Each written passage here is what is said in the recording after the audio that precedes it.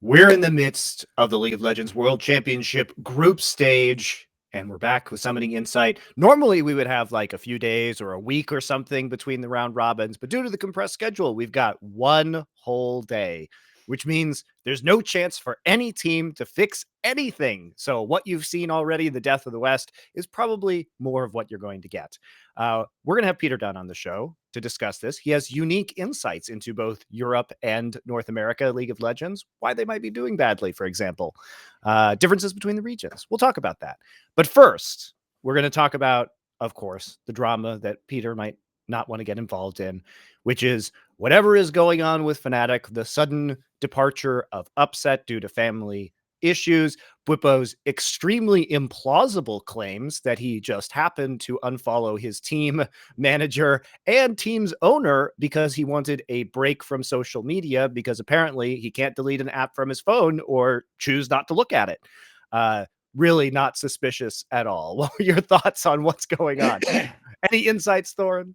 Yeah, basically, we'll start with the first one, which is the whole Upset thing, where people don't know before they even got to play a single official game at Worlds. In fact, I think something mad, like a day before they were supposed to play their first game, it was just announced that Upset has to go back home to Germany, presumably on the basis of some sort of family matter. They didn't explain more, but by the way, they're not obligated to at all. I think family matter covers it perfectly. The problem is this, right? I didn't see anyone off the initial scenario being like having much drama. I mean, by the way, in itself, there's plenty of room for speculation among sports fans there. People could do things like, for example, I'm actually fairly glad this didn't happen, but people might start the whole debate of like, well, even though it's true, family is more important than competing. At the same time, the greatest competitors give everything up to compete, and haven't you sort of like blown your one chance at Worlds? You know, I could see an angle where someone could have had that debate. That didn't really happen, but that's because the second this news was announced, Nemesis, who used to be in Fnatic, not with Upset, I will point out, basically came out and said on Discord somewhere, something along the lines of like, he just laughed and was like, ha ha ha ha ha, like 99% this is like a fake, it's a cover up, it's what like orgs do. I think you even implied Fnatic had done it previously. So the problem is, I do think that framed the entire discussion from there on out. And as usual, the Reddit mods, who definitely in no way actually attempted to moderate the subreddit the way they claim based on their rules, just allowed these threads to exist where people speculated stuff like maybe this is all just a cover up and Upset's a liar, or maybe he's actually secretly going to join a different team, or he's being cut from a team, or maybe someone in his family or in his friend circle fucked someone else, or someone with it. About a million totally unacceptable speculations for an esport sub, and basically largely predicated on Nemesis trying to basically, here's my problem. I just basically said on that topic, the issue here is that he laughed and put the 99% likely to cover up. If he indeed is correct, and in the past, say during his time, Fnatic has covered up like potential drama and minor things using the excuse of like, you know, basically an unquestionable excuse like, oh, family matters. That would actually be worth exposing. Like, I'd like to know if people are kind of a bit scummy like that. The problem in this case for me, though, is unless he had behind the scenes info about this specific case, it's a really inappropriate way to phrase it as someone who was a public personality. It's like I always give this example in CSGO. I never, ever say that I know Flusher cheated in CSGO, but I think he did. Now, if you don't understand the distinction of how I just phrased that, you don't understand professional ethics. So what I'm saying on this case is, right, I immediately, as soon as I did that tweet, reached out to a few of my sources. I was basically told like it is a serious issue. This is not like some org drama. It's not some minor thing. Basically, it is a thing that like affects Upset, and he has had to come home for it. So I personally just think on the Nemesis thing, like, he's completely out of pocket as far as I can tell. He has no business whatsoever making a ridiculous statement like that. I know he did it on a Discord, but you have to understand in the modern day, a public Discord is a public matter of record. That's just the world we live in. It's the same reason why we all have to have our tweets bloody brought up in show trials for years to come. Yeah, we might fire him out in a second, but that's just the nature of the world, isn't it? So I do think the Nemesis thing is out of pocket. He shouldn't have done it. It's whatever on that one. I will say that Nemesis is correct in his take that orgs frequently do this. Like, sure. you know, that's the whole thing is like, the number of times, guys, you've heard a pro is sick, and yet it's actually a behavioral issue or some bullshit drama. Or you kick him from the team and you lie, I went to focus on school. There's tons of fucking reasons, guys. I cannot tell you the number of times, like literally probably one of the funniest ones, or actually several of the funniest ones, were when I was watching when I was working in Overwatch League, because players' contracts were all fully guaranteed, players would frequently bench themselves because they didn't want to play. And then the orgs would just make up public excuses. And it was the biggest bullshit ever. So that said, if you're Nemesis, unless he knows something, you either have to just give the goods, or you can't just assume that, if you're going to make you have to assume the best when somebody says, oh, this is a family issue, right? That's his personal business. Not every player is going to be double lift and play through insane emotional pain. That was Double Lift's choice, right? When he endured his personal tragedy. And so we just have to have faith that Upset is doing the right thing for Upset, and leave him the fuck alone. So I think it was just really egregious of Nemesis to say this. Like, there are other ways you could have said it, such as, I know the real facts, here they are. You could have also said, here's shitty things that have been done in the past. I don't know if this is another instance of this or not, but to say it's like 99% likely is really just, it just was very overreach. I would just say he was too uncaring in the way he phrased it. Like, he didn't think of the fact that this potentially, if he seems like an expert, would get out there just because of his position. He used to work in Fnatic. And by the way, on the whole topic of like the idea, like I'm just gonna make this clear. Even though I am an extreme person who might actually in those circumstances have still competed, I do not expect that of anyone else. I always frame it the other way around. I had a tweet like this in CSGO once where I just said, if you play through, like, the birth of a child, maybe a family member dying, some sort of like I said, if you do that, you should get extra praise, but the guy who doesn't shouldn't get anything. Like, it's totally legit that person can go home, that those are circumstances that would be extenuating, and you could say, I can't compete under these circumstances. So I just think they're the heroes, the ones who do it. The ones who choose not to, they're just like the rest of us, just normal people. That's fine. On the Nemesis angle, I will say this. Sadly, like everything else that is in the fucking orbit of LS, this was just used also as a stick to beat LS with and go, look, he should bloody discipline them. Like, you're aware, this is just his friend, right? He's not his fucking employee. And I will say this, LS does have the worst fucking tasting guys, and his friends aren't that great either. Whatever, you get the joke. But no, my problem is, I will say, like, LS does fucking attract some around him. Because here's the thing, LS himself wouldn't really even make a comment like this. I don't know why these people who are fucking the ones around him, they have to be such absolute fuck ups, but that's neither here nor there. Going to the other thing, here's the real problem, I think.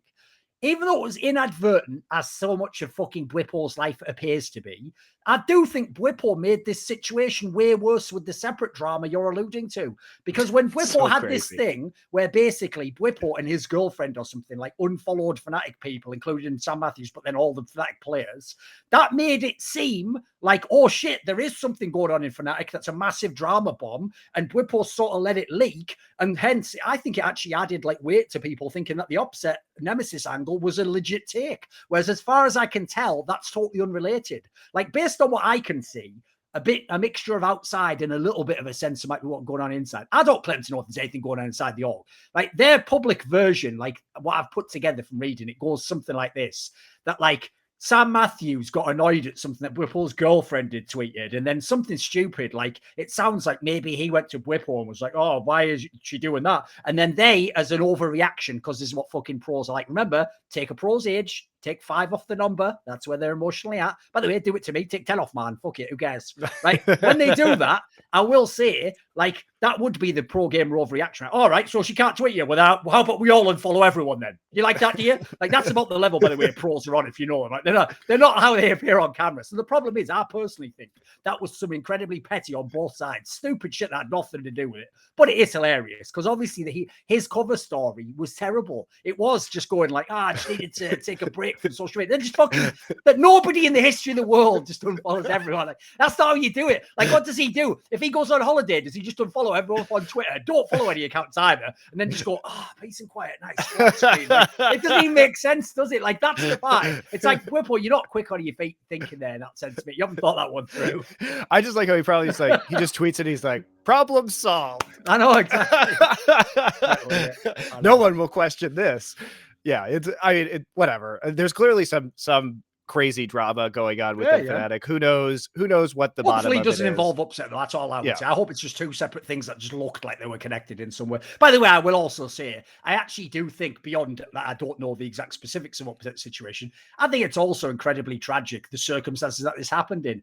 This guy just came to his first ever Worlds after, by Yeah. the way, trying for year after year and being a very good player, but not in the right teams. Finally, you get the team. And by the way, you got in a team where everyone told you you're never going to make it. Like, oh, Reckless just left that team. Oh, you joined the wrong Fnatic, mate. All the good players are gone. Somehow, miraculously, you make it to Worlds, and then holy shit, you get one of the best groups anyone has ever had at a Worlds as not a number one seed to potentially get out. And then obviously in this scenario, now they're almost certainly going to lose all the games, it looks like.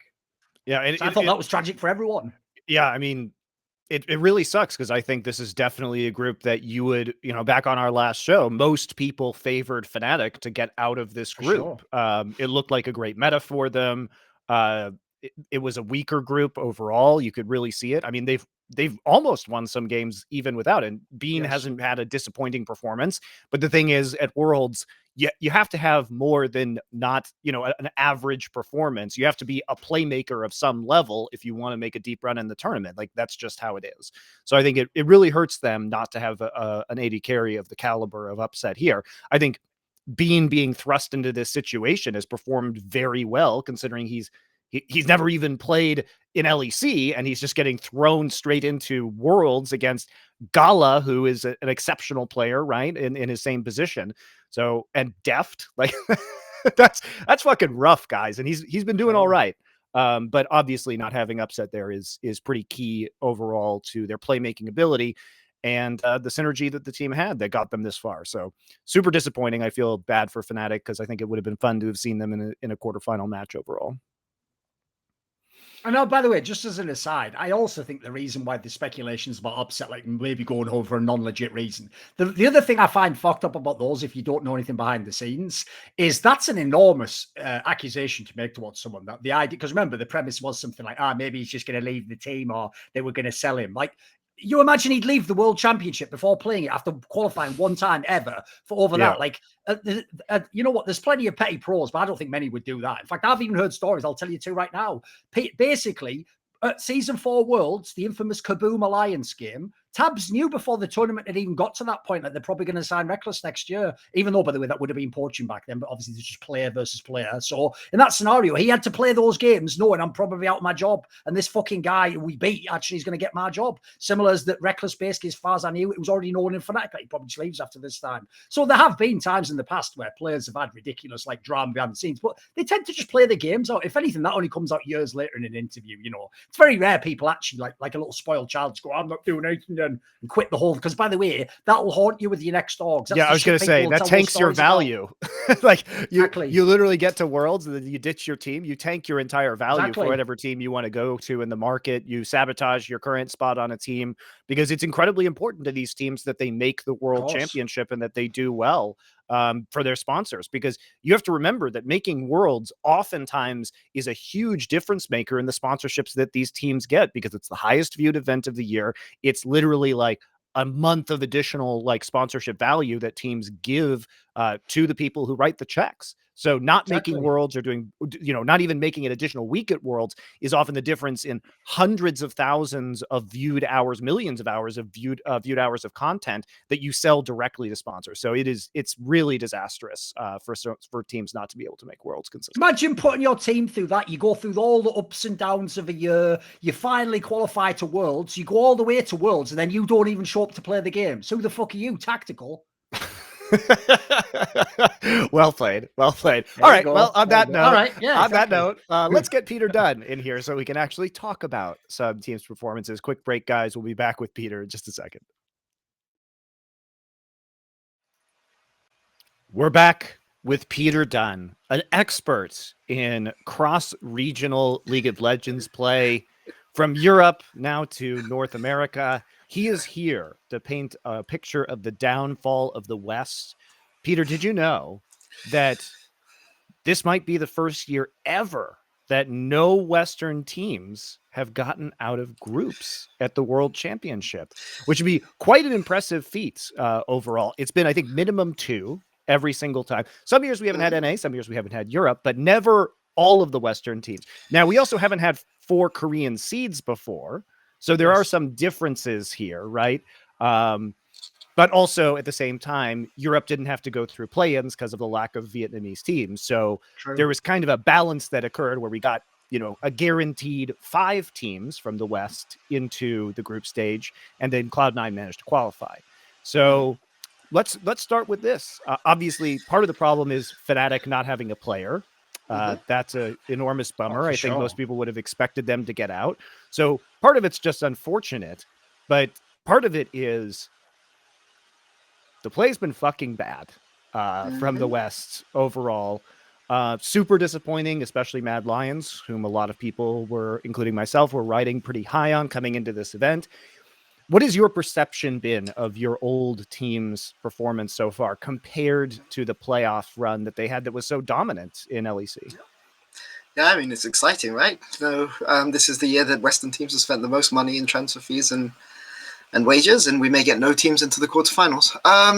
What I would say about Europe, I think Europe and North America, we have to separate the two, right? Because you mentioned the Fnatic situation. I think Thorin was right to highlight, you know, how many years of all the players in the world, you know, for people that don't follow Europe, Upset is like arguably the best player that's been playing for 3 or 4 years now that hasn't made what, and he's had that mark on his record, and this was his 1 year to show that he deserved the international caliber AD carry moniker. So really, I feel really bad for him.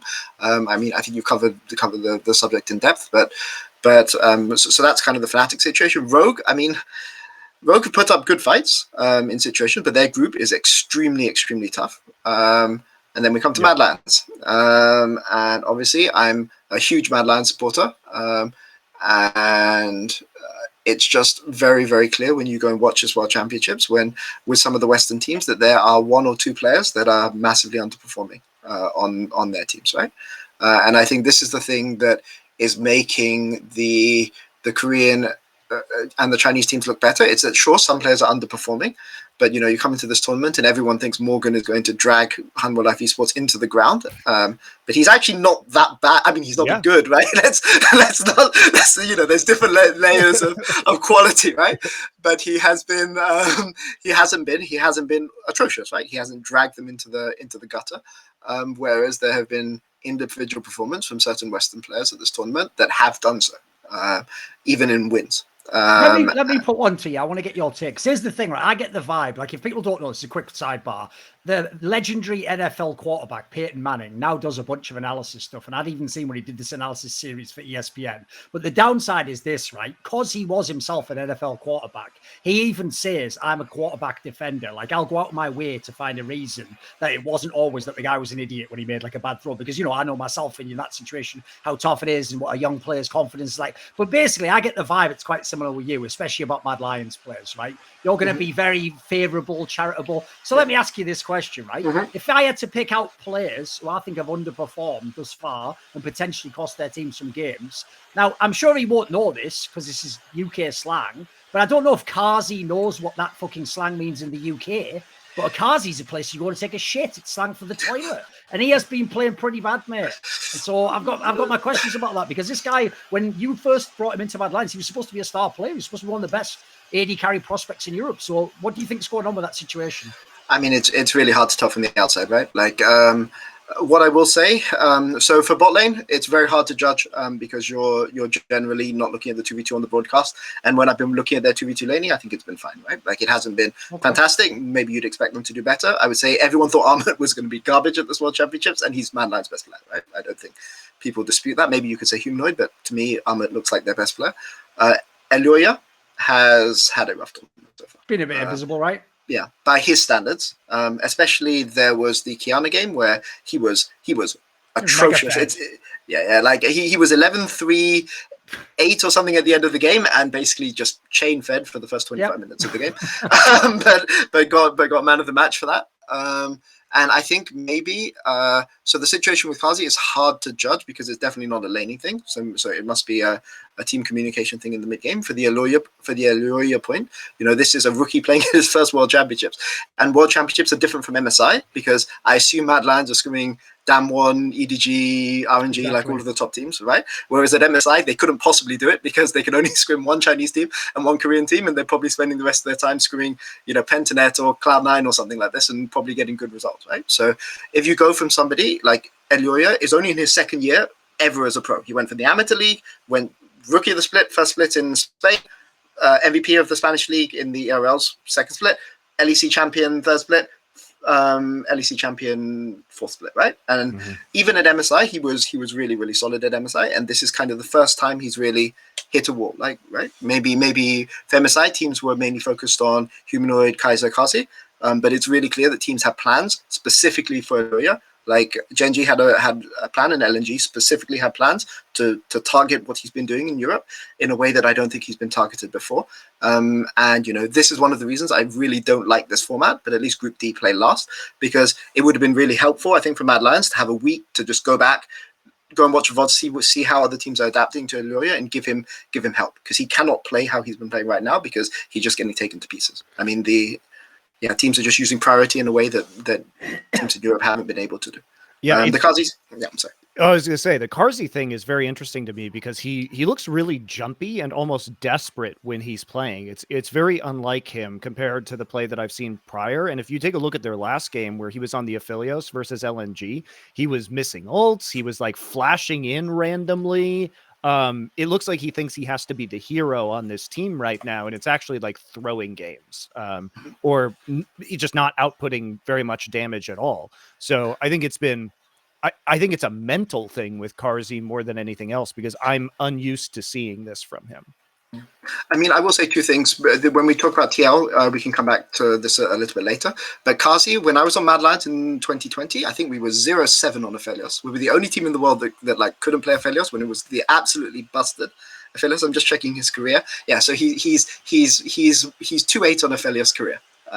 So he's having a bit of a better season with it this year. But Aphelios has always been the champion that Kazi is the weakest on. Same with Jensen on Irelia. Like they're in a sense in their region famous for being really bad on those champions. And I mean, the things when you think of Kazi, you either think of him on like a supportive weak side champion. He's a really, really good center, or anything with mobility. His Ezreal is fantastic. His Lucian is good. His Vayne is good. His Kaiser is top tier, right? And the way that he plays the game is he plays the game really, really far up and really on the limit. And Aphelios, I think, is a champion which for whatever reason, I'm sure Mad Lions have worked on it this year, but he hasn't been able to play at that kind of a level. So I agree he wasn't great in the Aphelios game.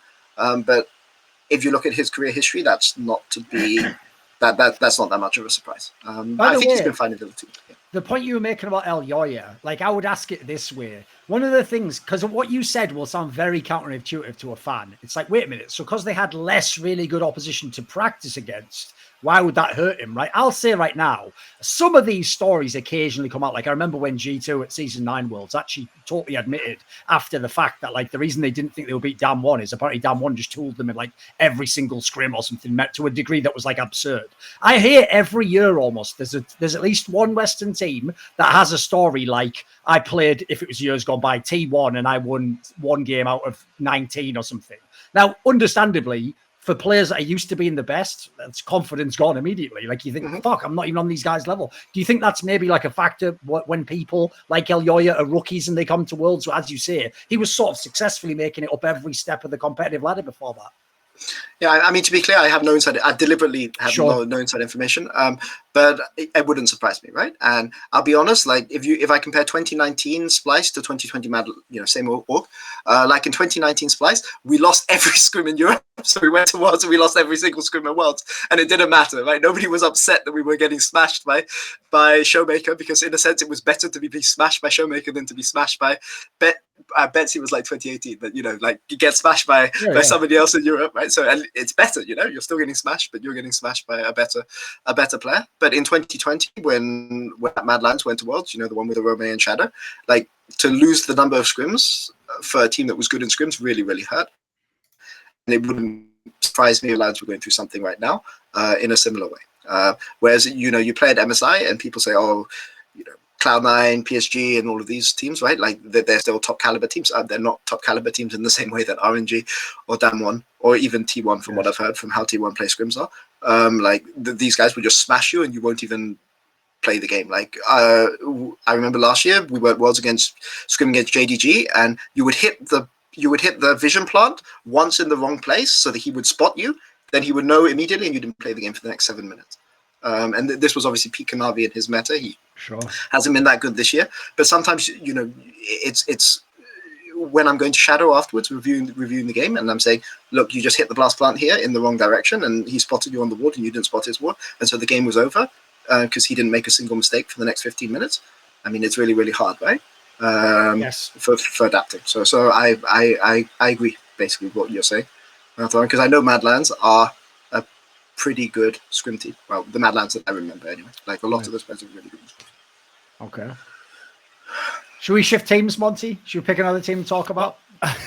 I want to talk a little bit about the schedule and like coaching philosophy, because he mentioned earlier that, you know, if there was a week, then El Yoya might have had a chance to bounce back. But this is the one day that they've got off. Although in Group D, you know, they do, as you mentioned, they do have a few more days because they're actually going last. So they have the most amount of time in order to adapt, which I think is probably a very good thing for Mad Lions fans. And also you have to remember that Mad Lions did actually beat Gen.G, which we're anticipating is going to be the #1 team in this group right now. So they've stolen a very important win. So even if they lose to them again, as long as they beat their other two opponents, they're going to be ending 3-3 and probably in some sort of tiebreaker scenario. One would assume if that goes down.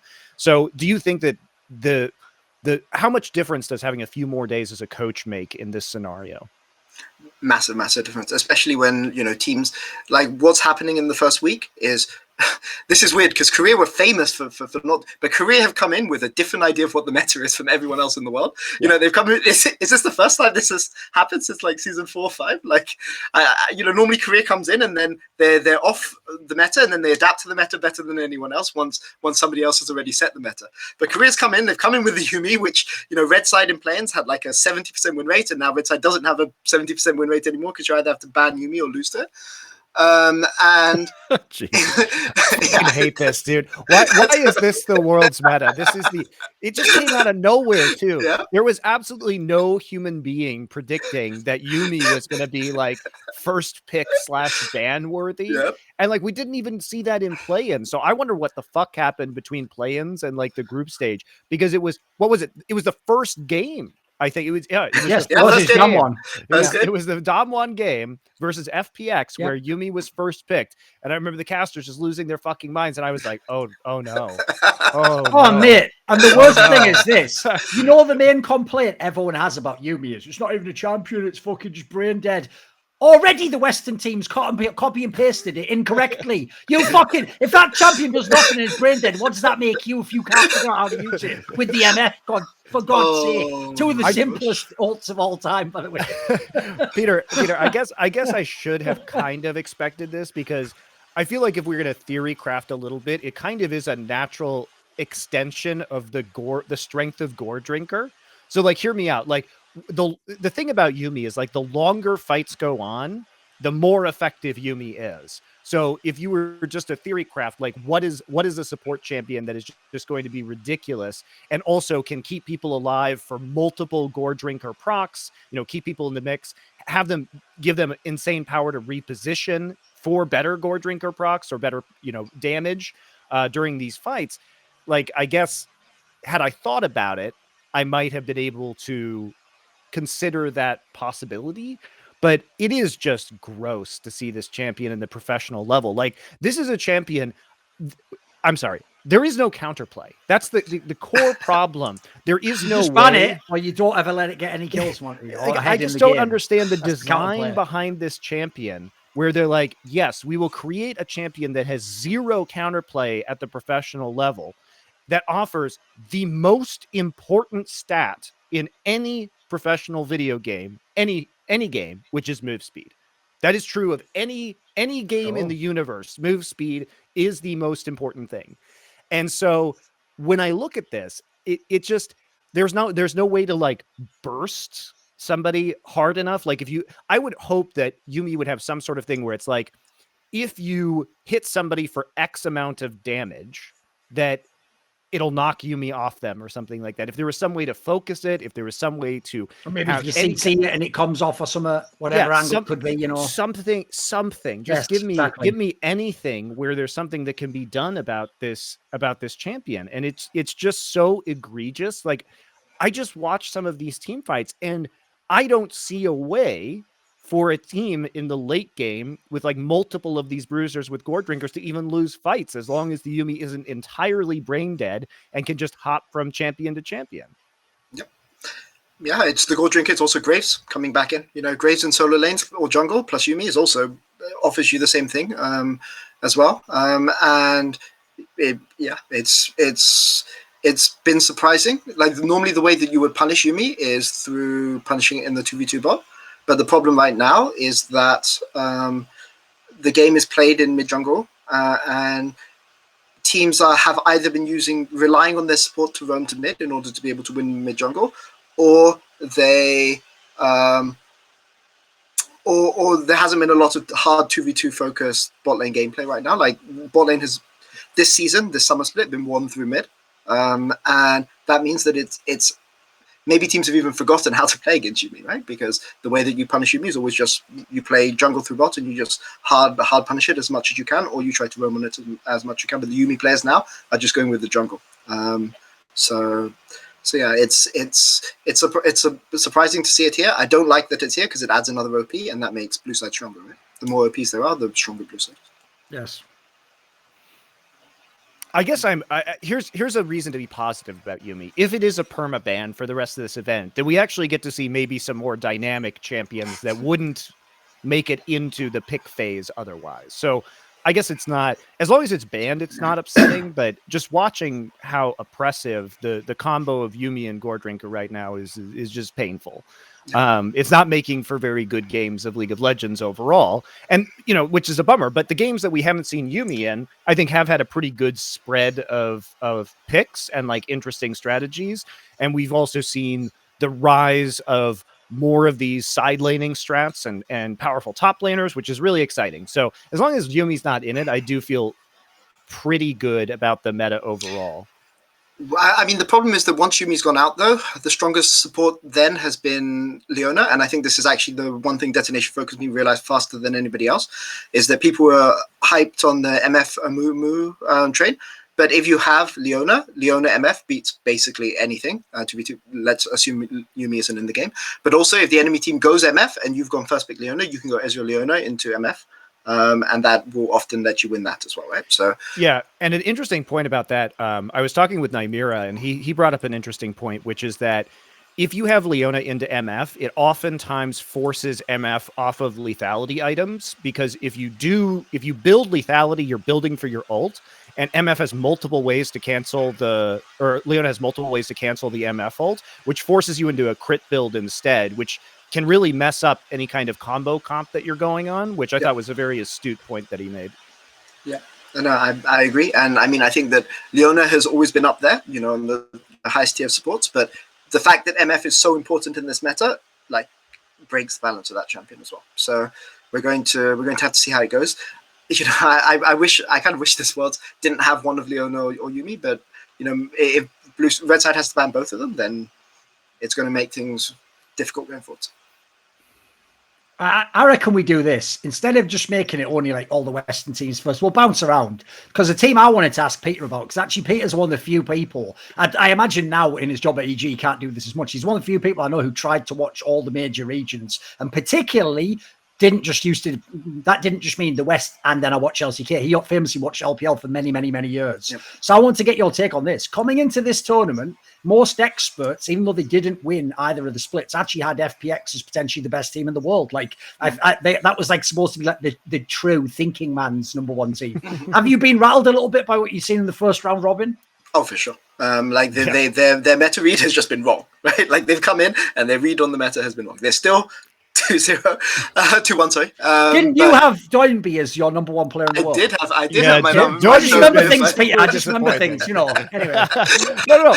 Look. To defend Peter, I think like having seen a lot of the LPL playoffs, that was a very reasonable position to take because you come into this. Look, if I am a Doinby hater historically, okay? I always fucking hated Doinby. I actually like Doinby now. He's changed my mind because he can play other champions. Like throughout LPL this year, saw some phenomenal Orianna play. He's really broadened his champion pool. He's become a carry threat in his own right.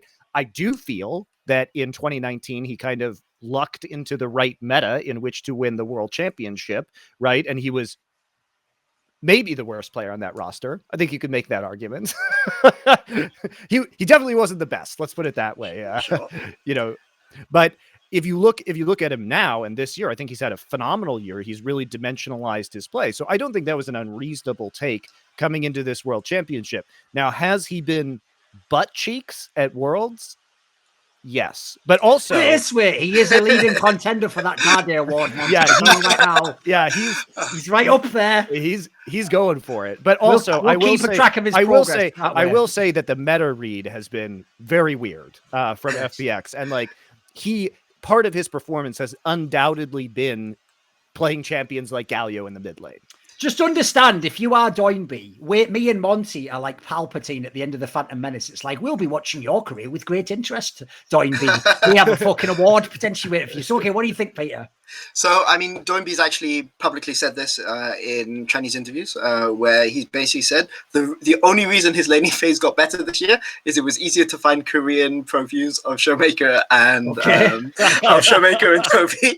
He's downloading them directly. He literally said that. By the way, can we discuss how this is also just fucking unfair that certain regions have better access to ProView than other regions, and it's like, unless you can read Chinese and like have a Chinese bank account, there's no way to get access to LPL ProView. So, you know, it's just much easier for Doinby. You know, it's much easier. EU didn't even have ProViews this year. Meanwhile, you guys are all just all the European players just watching all the NA players in ProView. It's a fucking unfair advantage. Riot, please, for the love of God, I will buy it. I will pay you money. Just allow me in the West to watch ProViews of every major league. Why isn't that a product? I want to pay you for it.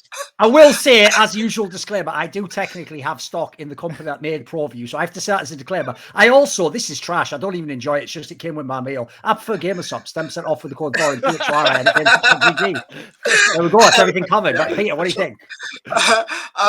So it's funny because we're interviewing coaches for EG next year, and the vast majority of the EU coaches don't have ProView because there have been no EU games, and they're like, oh, why would I watch NA? Why would I watch NA games on ProView when I can watch Chinese and Korean? The other thing that's really funny is the LCK ProViews. I don't know how selective they are, but to get T1 ProViews, you have to sign up for the SKT like internet plan or something. Yes. But, in order or you have to have, I believe, I could be wrong here, but I believe you have to have SKT phone service, and then they're accessed through an app on your phone, which is also like, why the fuck would I want to watch a ProView app on my goddamn phone? Like, no, the whole thing is ridiculous, guys. Like, I understand that. So here's an example for you.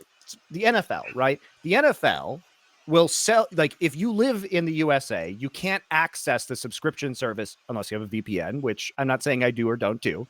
But if you are in a different country, you can purchase for like $200 all of the games live streamed in like 4K. It's rad. It's very reasonably priced.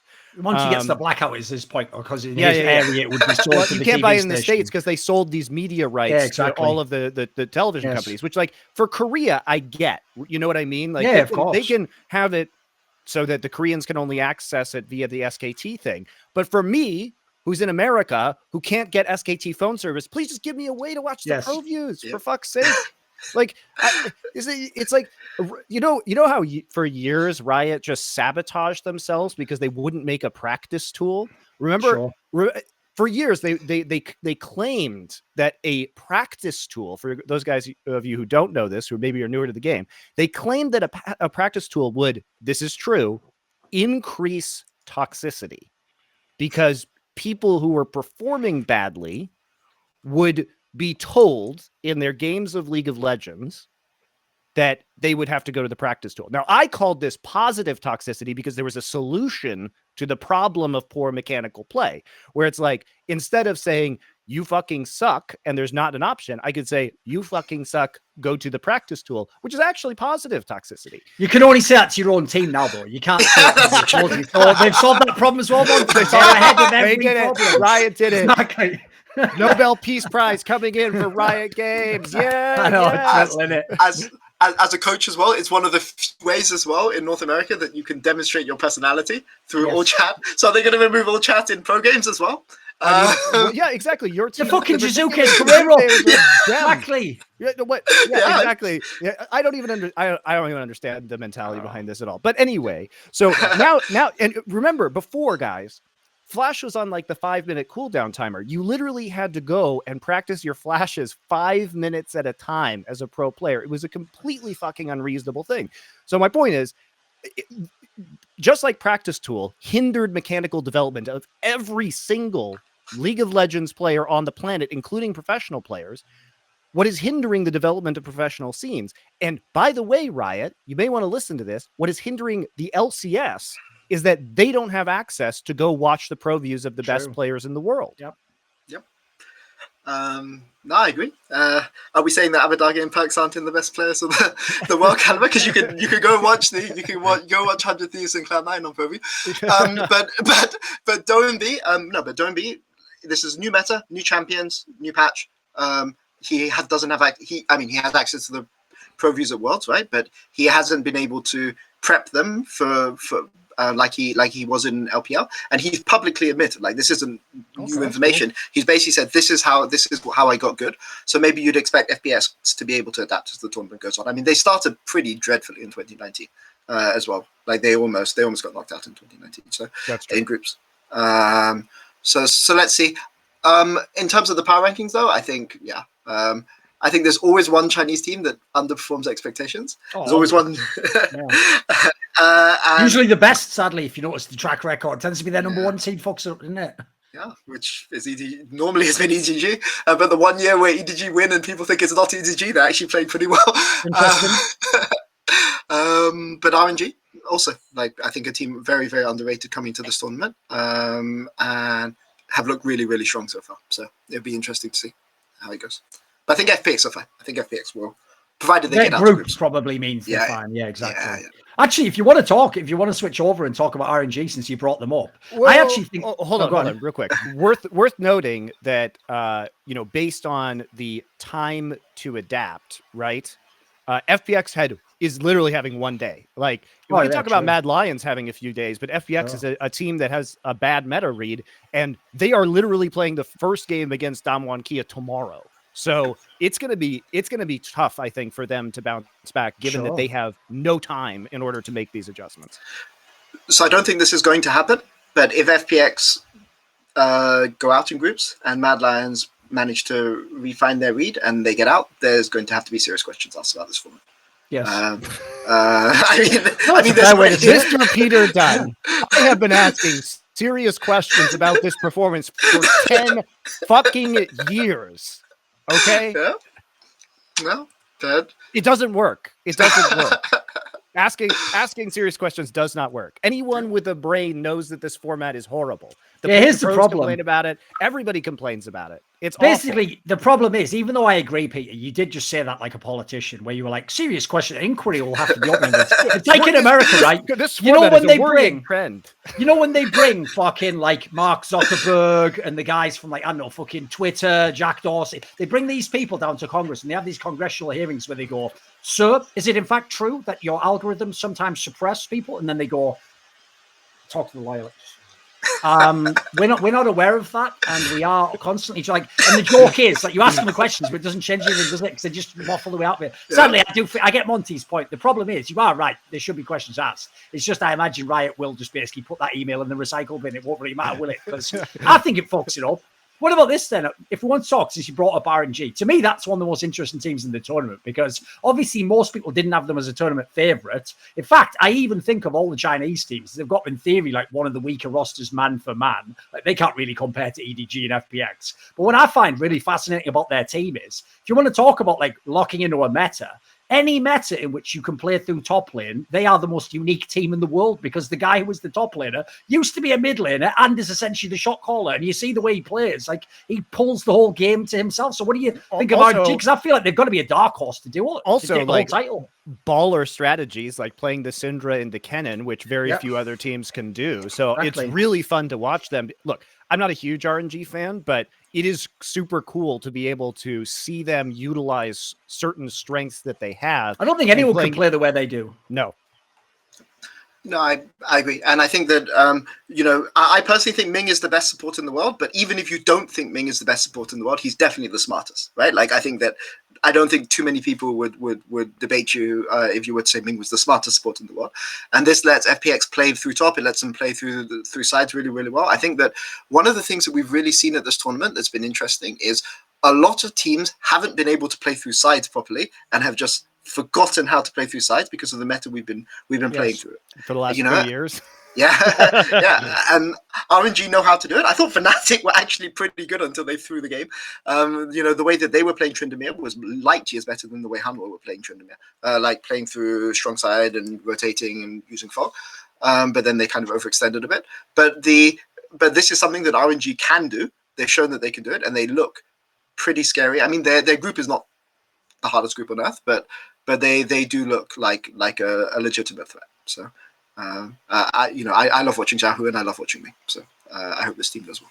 Do you actually think that they have a real chance for the title? So actually, before this tournament, I thought that the team that most people were sleeping on was RNG because I think that people had at the top DAMWON, FPX, and EDG. It's going to bite me a bit in the ass, but like obviously I was like FPX, EDG, and RNG were like significantly ahead in my opinion before the tournament of everyone else, and then DAMWON were like the S- A+ tier, and then like the other teams were in those tiers, whereas most people were putting DAMWON with the top three, and RNG like below Mad Lions often it's like number 5, number 6, Mad Lions normally 4, RNG 5, normally T1 6 in most tier lists that I saw. But for me, I felt RNG were like tied 1 with the top 3 teams, but they lost to the Chinese teams, but they beat the Korean teams better than the other. So I thought they matched up better against the Korean teams than EDG and FPX did, but I felt that they probably wouldn't win because if they played against FPX or EDG, they just lose. What was your reasoning as to why you didn't have DAMWON in the same tier? Because I felt that DAMWON were heavily relying on team fighting and mid jungle 2v2, and I felt that their support was really I felt that this tournament was going to be won through mid jungle support, and I felt that their support was I felt Beryl was just it was tragic. He was really, really, really tragic. And I mean, not even bad for world standards, just bad. He just had a bad summer split. Would you reconsider that premise? Do you still think it's support and mid? It sounds like to me it's more like mid jungle, isn't it? Yeah, it looks a bit more like if it's a mid jungle meta and mid jungle is the only other 2 lanes that matter, then DAMWON have the best mid jungle. Also, Khan is exceeding expectations as well so far. Yeah, so far. I'm waiting. Here's the thing, more Monty. You know, he's supposedly made these statements because of his age that this is his last tournament ever. And it's like his one chance to win Worlds and go out on top. That's why, unfortunately, I've seen too many movies. This isn't a movie, guys. It isn't going to be at the end. It's probably he's just going to on this last day, he's just going to throw at least one classic int game where you just fuck up the whole lane, you die 2 times for no reason. He's going to give me at least one. There's no way he can win Worlds. I'm sorry, he probably can. His team is amazing. I won't lie. But the problem is, Peter, I am just waiting for the inevitable collapse. It's a bit like I had to tell the road guys eventually. Look, it doesn't matter how much I want you to win. If you've betrayed me that many times, get out. You're the prodigal son at that point in time. But I mean, Rogue bot lane murdered. Hans Summer versus Ghost in the mid game, he was just getting destroyed. I think most people would have said that Rogue's bot lane is probably the strongest overall bot lane in that group. Yeah. So it was the one upside they had. Yeah. Yeah, I think that's fair. I think you make an argument for it. Yeah. And certainly Hans Sama's performance over World so far has been the best. I mean, he's not the one who's letting his team down. Let's put it that way. Yeah, I mean, Hans has looked like people were going on plans about Doggo, about how Doggo was trying to drag hell, 4 whatever, corpses. Yeah, but I mean, Hans Summer is the real elo hell. Yeah, for sure. Like, I mean, he's been the best AD carry at the tournament. It's easier for him to look good. It's easier for Hans to look good, I guess. But given his situation and just using the eye test without going and really going in hard studying, he's looked like the best AD carry in the tournament. But obviously, if you're Viper, it's not. It's hard to stand out with. Plenty of time to go. Viper hasn't yet to die in that's Worlds. That's pretty fucking impressive. him and Showmaker have 0 deaths right now. Helps being 3-0, you got to say. Helps being 3-0. But that's still extraordinarily impressive that after 3 games, we still have 2 deathless players. Yeah, for sure.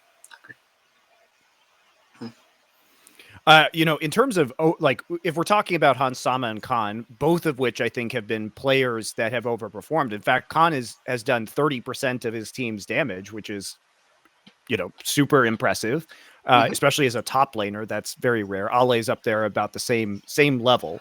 I think we also have to talk about BDD, because BDD is a player that I've never been high on. Yeah. He's at 36.7% of his team's damage. Actually, Nuggery is currently at 40.7% of his team's damage, which I think is probably one of the major problems with FPX right now. People are like, wow, Nuggery's so good. I'm like, well, doing over 40% of your team's damage as a top laner probably means that other people on your team maybe aren't doing their job. That's strong indication. But BDD is a player who's actually been extremely good to this point. And he was even smurfing in the game they lost to Mad Lions. Even in that game, he was like dragging the team, trying to help them win that game. So yeah, this is a player where me and Monty criticize him because again, he's kind of a boring player. You know what he's going to do. You normally even know his champion pool, but I was amazed he pulled the Silas out. But it almost seems like a new BDD. Yeah, I mean, maybe he's kind of realized that if he plays his style, he's not going to win Worlds. Nobody thinks anything of Gen.G anyway, right? Yep. I mean, me as well. I'm guilty. No one had them in those categories you were talking about. They were just also runs. Yeah. So he's kind of decided, I've got to do this, or else, I'm just going to lose. So. I think what's impressive to me too about Gen.G is that I anticipated seeing the typical Gen.G style, which is slow, and yet I feel like they have accelerated a lot of their early games in a way that is quite surprising to me, which is a very pleasant and welcome surprise after watching this same roster for the last 2 years be maybe the most boring good team on earth. And we talked about coming into this match how I frankly just didn't even want. I don't want to see this team in a fucking best of 5 because they get just giga slammed every time they go into one. So I was hoping they wash out in the group stage, but I think I've seen enough that I am somewhat interested in seeing a best of 5 now. Maybe it's the razor cake. Maybe I'm just being baited by them looking a little bit more aggressive, but they seem like they've at least over 3 matches found a little bit more life in them. That's fair. I think it's a little bit bravado though. Like when Mad Lions were like, so there was a point where Gen.G were like they'd outscaled. They were playing really. They had really large lead, and they just needed to close out by getting soul. And they got 6 dragons stolen from them by AD carry, just popping in behind the dragon and taking it. But also when Mad Lions, after the 6th Drake was taken for the soul, Mad Lions just pushed them into their base. They didn't even contest Mad Lions on the mid-wave push. Mad Lions were then able to collapse back into Drake for free. They were able to do this multiple times on multiple major objectives.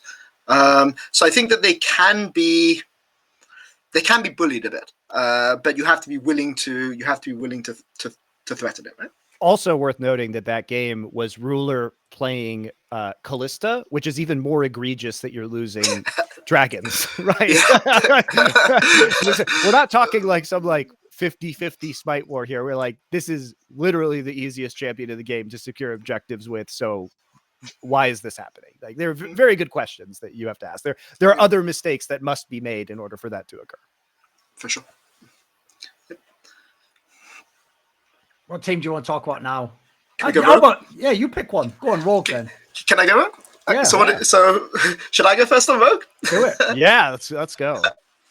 So I want to talk about Larson, because Larson is a player which I don't like his playstyle at all. I thought when he was coming into LEC, he was in the group with Nemesis, Humanoid, Abadage and Larson, the 4 of them. They came up together in the same group. And if you ask me when they were coming up, who has the best mechanical, who's mechanically the best of these players when they're all coming to the LEC, it was Larson.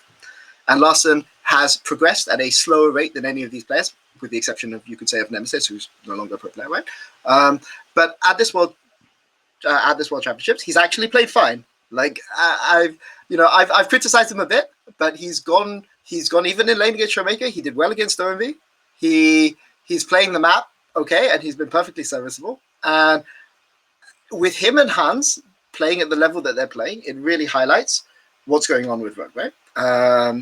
And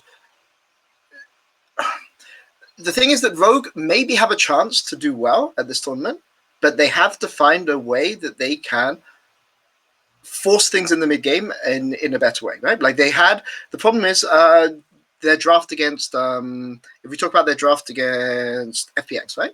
They picked, sorry, I can't remember who did they play yesterday? It was FPX, right? It wasn't DAMWON. Yes, it was FPX. It was FPX, where they go last pick Rumble when they have no lockdown. Like the first time they picked Rumble was a surprise. They had Kiana, and they have some engageable, right? But this time they have Lee Sin. They're also playing it. They're also playing it into Nagari, one of the most famous Jace players of all time. Yeah, which just feels like I just feel bad for Odo Omni. Like I feel like their games versus FPX and their game versus DAMWON were both like very weird drafts. You know, Inspired's Fiddlesticks kind of feels like Bjergsen's Zillion from last year. It's like something that works in your region, but is unlikely against aggressive junglers to work. And especially if you consider the current jungle pool, like I just felt so bad for Inspired just watching him get clowned on by Talon. Like I was just like, oh my God, this is just painful. And like DAMWON was incredibly ready for it, just brutally punishing of the Fiddlesticks pick. And then as you're saying yesterday, I just felt bad for Odo. I just felt so bad in this matchup. And I don't really know what's going on with these drafts because it doesn't feel like Rogue is being set up to a point where they can feasibly win these games. Maybe it's a case that they don't feel that they trust their comfort to be able to beat these teams. Because they trust to have just a standard draft and play the normal a normal 5v5. They feel that they have to like win the game through draft. But yeah, just to go back on the Rumble thing, they also had a LeBlanc mid in that game, which I forgot about just now. Yep. And like you take away LeBlanc as your solo AP as well as anyway, it wasn't very good, right? But the problem that they've had is in the two games where they've tried to do these kind of non-traditional things, Odo has just got murdered in a way that he wouldn't get murdered in LEC, right? Like I think LEC teams, if you say that there's a weakness of them, like the top lane, they don't win the game well through top. It's why Armut is able to go in EU, and sure, Armut has a really good Wukong, right? But he can pick a Wukong blind and just win the game, right? Because nobody can punish him properly in Europe. Whereas you look at all these Asian teams, these Chinese teams and Korean teams, they know how to play through top and they know how to punish through top. And actually, you look historically, it's really scary if this meta, because I thought this was going to be a mid-jungle support meta, but if it's a mid-jungle top meta, Europe has always done poorly in those metas. Like, there's never been a time where you thought you looked at a European team at Worlds and thought, okay, this team is going to be comfortably able to win through top. You had Soaz and Odo at their peaks who could contain the enemy top laner, but even when Alfari was at Worlds, the team didn't play through him. And I can't think of any other European top laner that was able to kind of play these really strong carry picks, except maybe Bwipo when it was Victor, and he was famous in solo queue for playing Victor top. It just happened that Victor was meta at that World Championship. Yes. So that's really scary for Europe going forward in this tournament. Here's the problem I have. I want to get both your takes, right? Monty, this just feels like the topic I keep coming back to with Inspired. It's the same as the Blabber topic.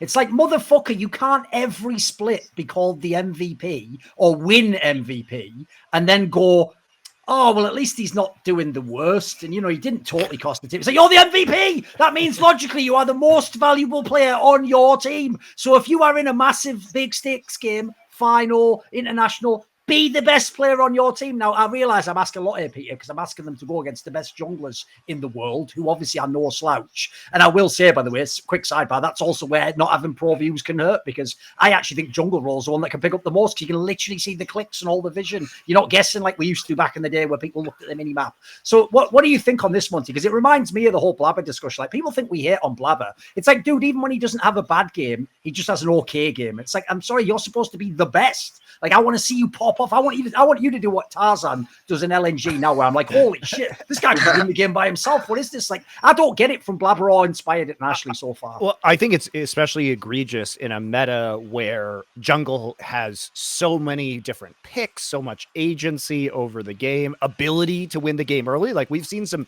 I mean, this is a very snowbally meta, and the jungle in very snowbally metas, the jungle has an outsized level of influence on the course of the game, because a gank or two can frequently determine the outcome as long as, you know, no other major mistakes are made.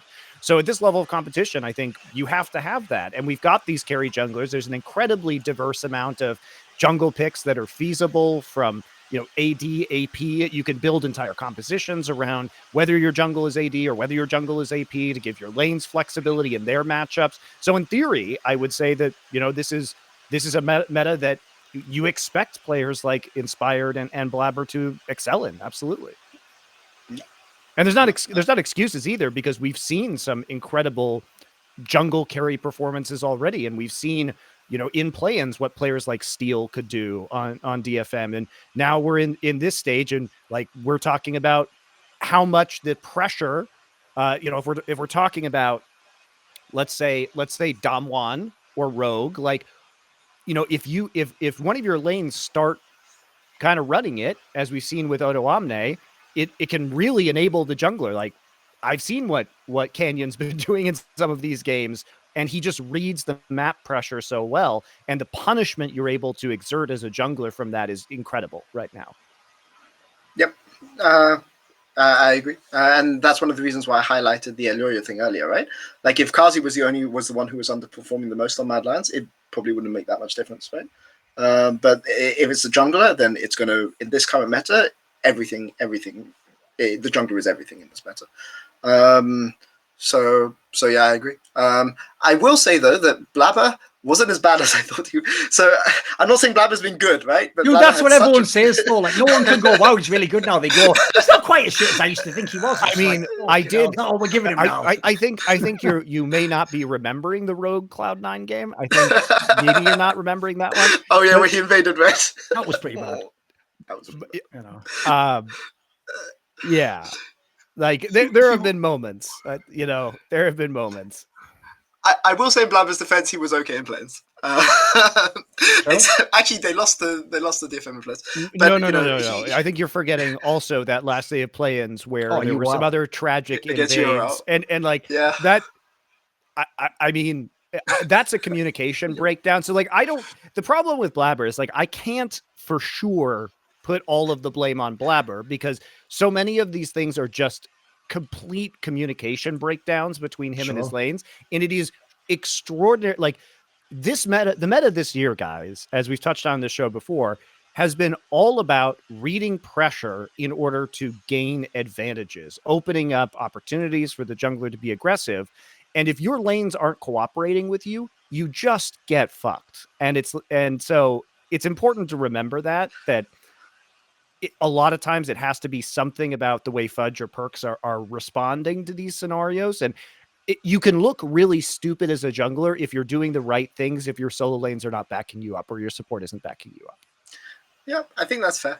I think maybe my expectations for Blabber was so low after MSI that maybe I'm giving him too much slack, right? Like maybe I'm just thinking, okay, he was a 4, but I expected him to be a 2, and maybe he's therefore overperforming my expectations. But actually, yeah, he did lose the road game. He lost the road game on that red invade. Yep. He lost the Unicorns of Love game. Yep. Yeah, I mean. Like, I mean, I hate to say it, and like, you know, if beyond the one game, right, that he played versus Rogue, he has been better. But the problem is, if you're Cloud9, that's the one game you have to win. That's the game where you got a shot. And also, I mean, it was painful to watch the Cloud9 FPX game as well, where their early game was so good, and it just. What's so upsetting about Cloud9 as a viewer is they have the pieces. Like, you've seen all of these players at their peak, and this is a team with very good individual talent, but it is, for some fucking reason, impossible for all 5 players to be good in the same game. it is impossible. So even in a game where you're looking at the FPX game, they get this huge lead. Fudge and Blabber doing great. You know, Blabber is really performing extremely well in that early game. Well, Perks has to go and int in the side lanes and, you know, ruin all pressure. And part of that was FPX, I think, reading the side lanes much better. But you can't give up these games. And like, you know, when we're talking about the DFM game, it's like Cloud9 has all the advantages, and then Vulcan just decides that he's going to run into mid lane while he has a poke composition and try and hard engage instead of getting soul. Like, it's like, why are these decisions being made? It's you can't play a complete game. You can't play a game where all of your players are individually making the correct decisions. There has to be some level of really good play at some point in time, followed by some bizarre shot calling and ultimate heartbreak with Cloud9 that is, it's just incredibly frustrating to watch. Yeah, no, I agree. And I think, you know, as somebody who's personally criticized Fudge publicly for freezing a lot, like that game where Perks was 3-0-4 in that game, maybe he should have been freezing more, you know, like he was pushing out by himself when he doesn't need to push the wave out. His team is resetting. They're one wave behind him. He just needs to hold his wave for 30 seconds to 60 seconds. So it's 1 to 2 waves later. So his team has cross map pressure when he's pushing out. Then he doesn't die for 3 of his 4 deaths. And then they get the game. You know, they're not thinking when they're pushing waves. Or sometimes they'll set up a wave for Fudge in the side lane, or Perks in the side lane, and Sven will just go and farm it. Right, when the wave's just frozen there, it's not going to go anywhere. Your top lane carry just needs to recall and go and pick up the wave, and you push the wave out. And now there's nobody contesting mid, so nobody can come through mid either. Nobody can push out the side lane because you've pushed it into river. It's just going to stay in river now. There's nothing you can do to it. And you see Cloud9 always, it's like they're autopiloting a lot. And I agree with you. Like, I've seen all of these players play really, really well individually, but obviously they just have disagreements over how they want to play the game, and that's unfortunate.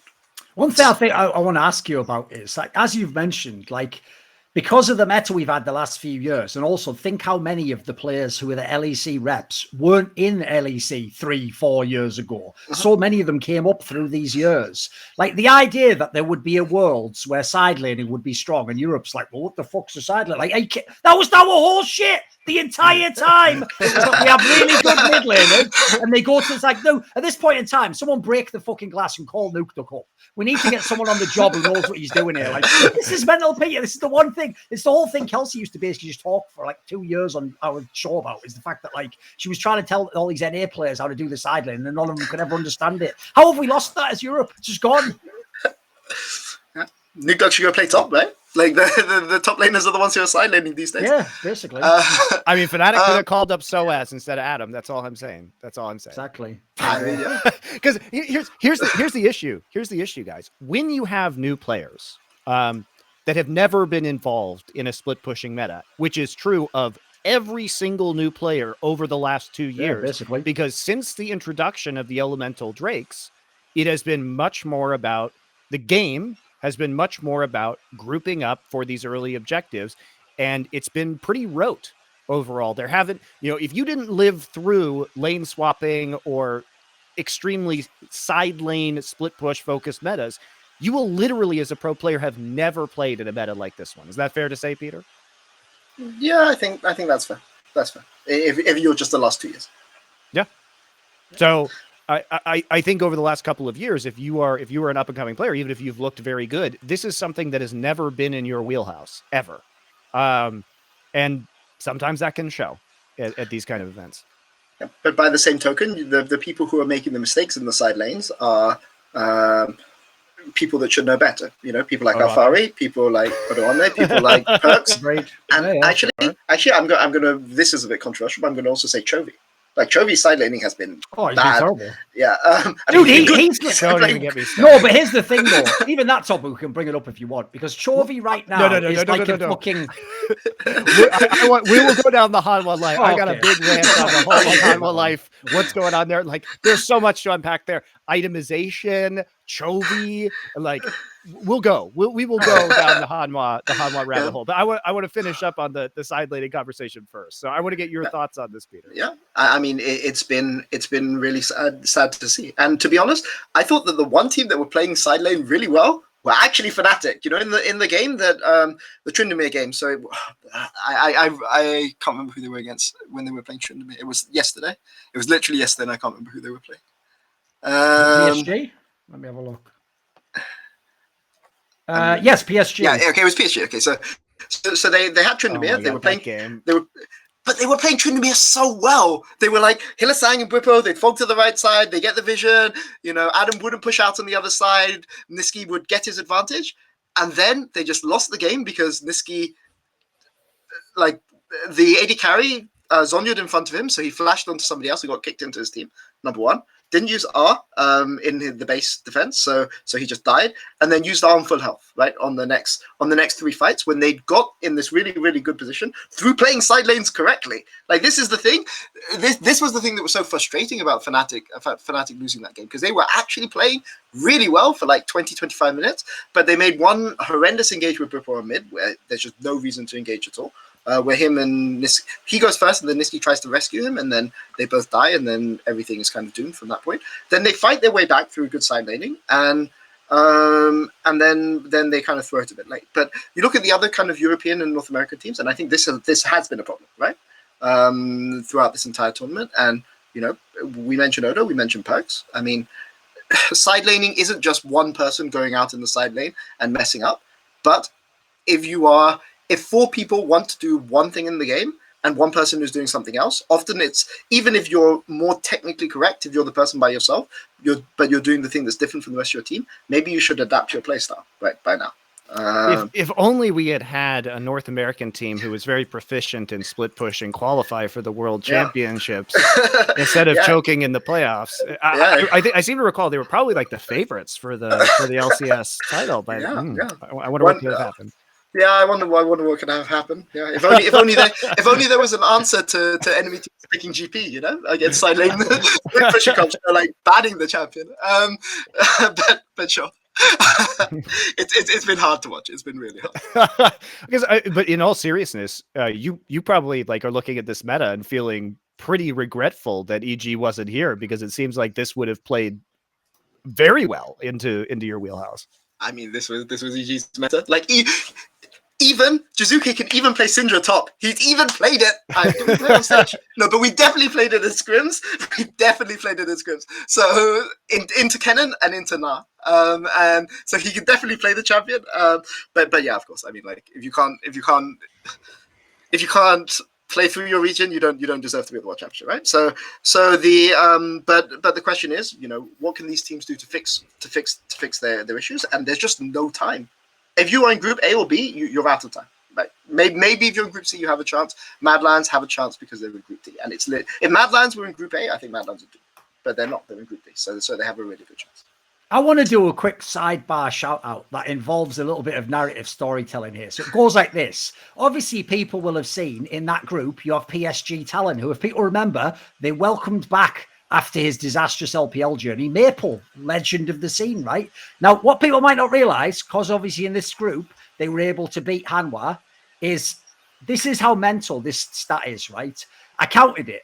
Maple has won at least a game against a Korean team at 7 different international tournaments, MSI and Worlds, all of them. Now, here's the detail. One, that is gangster as fuck, because like most of them weren't Hanwha Life. It was like Longdew, T1, Rock, the best teams in the world. Secondly, there's the factor that, like, that's probably more than anyone except the G2 members last year have ever won against Koreans of any Westerners ever. So it's already next level. And then here's the narrative part that no one else knows, is people forget this detail. At Season 3 Worlds, when winners of regions used to auto-qualify, he was on the Gamania Bears that got fucked. They just got T1 immediately, and they just lost 2-0 and went out. So it's like, in the anime, he was like, oh, I see. So I only get to play Koreans. And then he just went away and fucking trained, like, Muay style. And then he came back, and all he does is beat Koreans now. That's why he was shit in LPL, no Koreans. Yeah, exactly. There you go. I've nailed it. Should have gone to LCK. Should have gone to LCK. Clip that. By the way, still has not been picked up by an NA team, despite the fact that, as I understand, his English is pretty good. And so if you want to beat the Korean teams, maybe you should get Maple into LCS, because he's got the secrets, apparently. Apparently, he's plugged into that whole like Taiwanese coaching brain trust as well. So might be able to get some pretty good info out of some of these like current the Taiwanese gang that is currently like coaching many of the best teams in the world. So yeah. But actually, as we're on Group A, I mean, we passed them before, but given how Showmaker is handling EU solo queue, would he be able to survive in North America? True. Would Maple be able to survive in North America? We don't know. The ultimate test. I would love to see Maple in LCS. Legitimately, I think it'd be great. I think it'd be a banger. Yeah. It said I got Sword Art. Why did I get that? 3 years. I mean, it's just 3 years too late, no? Exactly. No, my joke is like, look, if you go back in time, all 3 of them should have been there. Carson, Maple, and Sword Art. But the joke is, of all the 3, you did pick the one you needed a time machine for it to be worth taking. Like, unless we can go back to like season 7 or before, what's the point in getting Sword Art? But whatever, Reginald wins that one, I guess. Did he? Did he really though? Is he at Worlds? Never mind. Thing is, Peter, making Worlds isn't everything. There's more to life than coaching than that. I mean, there's having the giant website network that you sell sponsorships against, so you can pretend that they're esports sponsors instead of advertising on your websites. That helps. Do you want to talk NA here, or should we leave NA till the end? We can do a sidebar. What's no. Let's go to Hanwha first, then NA. Okay, let's go to okay. See, Peter, the way that we have to edge people on this show, because why they're here is to hear us shit about NA. We know that. See, the problem with doing these shows in League of Legends is that the viewers want to hear about the most boring shit, but we want to talk about the exciting stuff. So what we do is we just edge them consistently throughout the show. Well, we talk about what we want to deal with, and then inevitably it just comes in some sort of like orgasmic climax of shitting on NA. Okay. So we gotta keep it going. Here's where I want to start the Hanwha Life topic, though. So the entire premise of Hanwha, it's actually what Atlas, when we were doing the pre-play-ins tournament, sort of hyped, which was like, look, like he actually, by the way, at the time, Hanwha hadn't even qualified. He was basically saying, like, the reason I want Hanwha to make it to Worlds is because at least then you get to see Chovy play all the playing teams. You get to see him play, the idea is at least the player that people are like, he's the unofficial best player in the world. At least you can watch him like style. You can see how good he individually is. Now, here's the problem, Peter. For some reason, even though I've watched loads of Chovy and he is fucking insanely good, like that's not an undeserved title. This tournament, though, he is almost playing like a caricature of what people used to make fun of LS's love of Chovy, which is he just plays like fucking my boy Frog and like lane CS is all that matters in the game. And the second the lane phase is over, he's like, who gives it? It's like he just doesn't give a fuck or something. Like some of his moves have been, I can't even comprehend them, dude. Like he is super, super skilled. You can see it in the CS numbers, but I don't really understand how he sees League of Legends at the moment as a game. I mean, it's been rough, right? Watching Hanwha. Like they look like they don't fully understand or they don't want to play the map at all. And Chovy has really impressive CS numbers. But it makes you question if Fnatic were actually the real Fnatic, would Hanwha even have a win in this group? No, probably not. I mean, I expected Fnatic to be better than Hanwha. So I mean, I had very low. Look, before Worlds, I had low expectations of Hanwha, but I at least thought we'd get some pop-off Chovy performances. After play-ins, I abandoned even that. And we, honestly, though, the most disappointing thing is that not only coming into groups, we expected Chovy to maybe not be that great, but in the game versus RNG, which despite all of the mistakes made by Hanwha, there was still a possibility, there was a glimmer of hope of winning. And then Deft comes out with the wackiest AD carry build that doesn't even activate the passive on his Infinity Edge, which like, I want to get your take as a coach. So I am not, almost always, I am of the opinion that itemization very rarely wins or loses games of League of Legends. Of course. Yeah. I think in this particular game, it might have lost the game. I think that given Def's performance and how close some of these team fights were, I legitimately think that this build, in fact, lost this game for Hanwha. So is that your opinion as well? And also as a coach, how do you deal with these situations? Because this was so egregious that I can't even imagine being Def's coach. I would feel like tearing out my hair. Like, how do you coach players to understand the proper builds? And what was your take on the build this game and whether it won or lost? I mean, firstly, I agree with you. I actually do. I agree with you both that I think builds. I think that draft and builds and things like this, we tend to overvalue how much they do. They do make a difference, right? And I agree with you that this was one of those cases. As his coach, like, I don't know what you do. Like, this is my nightmare as a coach, that my veteran player who's been playing for, man, how long's Def been around since? Was he season? He was definitely season 4. Was he? He was there season. Oh, 3, right? He was on the old MVP team. Yeah, MVP Blue. He was there getting bodied by Faker's LeBlanc. Basically the beginning almost. Yeah. So this is an 8-year pro, right? He's been to Worlds so many times. He's had so many like, what do you even tell him?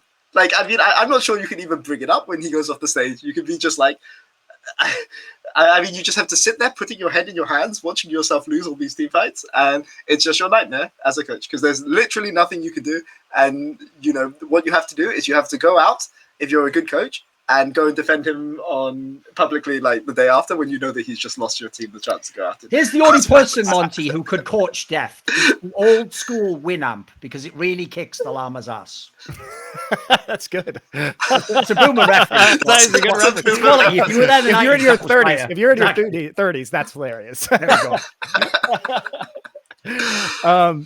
But I mean, there's so much I really people will focus on the Infinity Edge aspect of this build, but also even the Wit's End is just like very sus.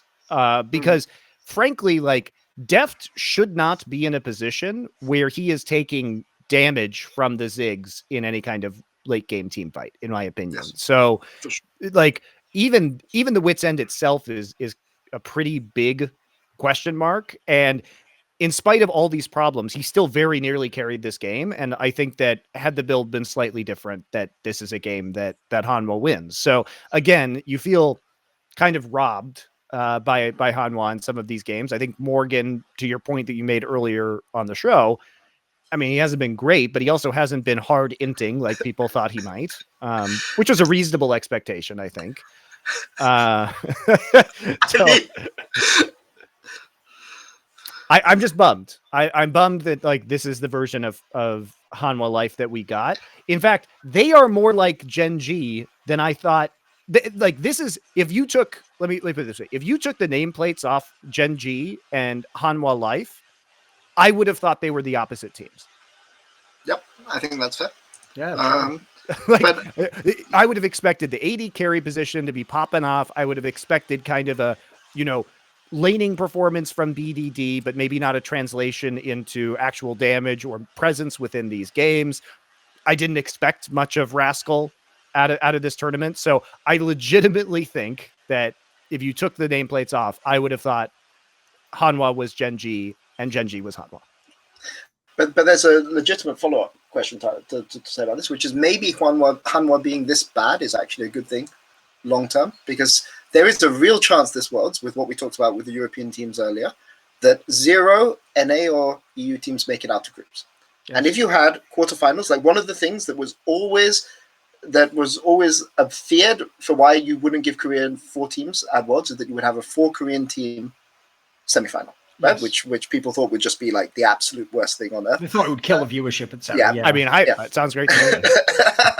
OG and Autumn. The old joke, isn't it? But if you had a quarterfinals that had 4 Korean teams and 4 Chinese teams, I mean, that could do really bad things to league's popularity. Only the Chinese consider the Taiwanese team a Chinese team, so put it out there. I mean, we can have 5 Chinese teams, 5 Chinese teams, 3 Korean. But I think that maybe Hanwha having in a way showing that these Korean teams are fallible is actually probably a good thing. So they're taking one for the team. And that's my only conclusion. I want to say this, by the way, like, as someone who one of the roles I've specialized in is Korean top laners. For obvious reasons, my old school favorite player was Flame, right? That has to be probably of any role in the history of the game. It even beats EU Mid, considering how many champions you've had. That is the greatest lineage in the history of League of Legends, is Korean top laners who can be carry players. We're talking about the best players of all time. Yep. Smeb, you go through the fucking list, even the Shy, all these names you had in there, Naguri now, Khan, all of them are in there, right? The lineage is unreal. And then you get to 2021 and it's fuckers like the Morgan guy. Like, what is this? Like, how is he even in a team that took world? That's because Keen and Summit are trapped in shitty rosters. And then in Gen.G, they're not even playing Rascal. They're playing some fucking guy who's like, what even is that? It isn't really bird app, just garbage, just like a Twitter or something, fucking dog shit player. Like, mate, down the list, it's like, when Kana is like the fucking second best of the Korean team's top, like, you got problems, mate. Like, he's supposed to be like mid-tier. If he's one of the tops, it's like this role has sort of gone to shit in Korea for some reason. And also, yes, some of the players are bizarrely trapped in some of the smaller teams and haven't really sort of positioned well. But that, I find that depressing. That used to be a role I could always rely Korea would come with straight fire players in. I hate what they did. Like, they did a more major patch than usual between regular season and this year, which I think has shifted the meta. So maybe if this was the meta, some of those guys would have been at Worlds. You know, if they'd had this patch, but they'd had this patch pre-playoffs. And it's, in a sense, I really hope that it doesn't turn out to be a top mid-jungle top meta after you spent all of this time over the year just making this 2021 being about jungle sport with a bit of exactly. So I think it's a shame. I also want to call out Xiaohu now because he feels like we were talking earlier about 2019 and DAMWON kind of like lucking his way into a meta that actually really worked. Well, Xiaohu might be in exactly that situation right now, because there's no universe where I think that Xiaohu should be remotely competitive with some of the other top laners in this tournament. But I guess if he's just allowed to play center top, then I have to deal with that reality. Yeah. I mean, by the way, RNG, this is great for RNG. By the way, he definitely goes on that list as well, Peter. Like, you were doing like for upset, like one of the best players not to have gone to Worlds. He's on the list of like best players never to win Worlds. So that would certainly be an interesting one if somehow fortuitously without Uzi he wins Worlds. It'd be a kind of bizarre career narrative if you think about it. Yeah, I mean it turns out all they had to do is retire their best player, and then it's free, right? And then just lane swap to top, no yeah, and then just lane swap to top. I mean, and then everyone's like, and then of course recruit really good players at ADC mid. No, don't need to. Question for you, Thorin: if RNG win Worlds, is Cryan the worst player to ever win the World Championship? Oh, he's got to be up there. Come on. Yeah, he's definitely he would definitely be on my shit list of players who have won. Crown's another one. Yeah. Yep. I mean, we would have to have a very legitimate conversation as to whether Cryan or Crown is the worst mid laner to ever win the world championship. Crown just kind of coasting in, playing fucking Malzahar is just obscene. And also, it would basically prove Reckless's philosophy correct, that you can still win worlds even with all that crying. Very good. There we go. That gets a growth. All right. It's not bad. Yeah. I feel like I'm forgetting somebody. Balan. Maybe Balan. Balan is definitely a we're going all positions. Gimgoon is another one. Gimgoon is holy moly. Yeah, I mean. Yeah. Like, put it this way, I used to back in the day be considered harsh because at the time, remember, we're only talking like season 5, season 6. Obviously, I said famously that like Wolf is the most boosted player. Like, Wolf, I take it all back, mate. I didn't know what history would fucking produce after that. You were still good at the role, for fuck's sake. Like, you were playing the champions. Like, some of these guys, like the Bowline one is mental. One, like his only champion was mega viable. 2, you play on a team with all killers, so you just get whatever you want in draft. And then 3, like, mate, that's like one of those like mad fucking scenarios you hear about like back in the day in China where like, you know, the billionaire's son just gets to play in the game or something. That's like some shit like that. Like, you have to take him with you. Like, no, but we need the team to come with. Like, yeah, I'll give you all the other players, but you got to take Paolan with you. Like, give me a break. How's this guy won? Meanwhile, you are some fucker like Mako Ming. You're sat there like, so I guess I'm just not good enough then. Yeah, this is cool. Yeah, the winner every year. Not me, of course. Never me. Brutal, isn't it?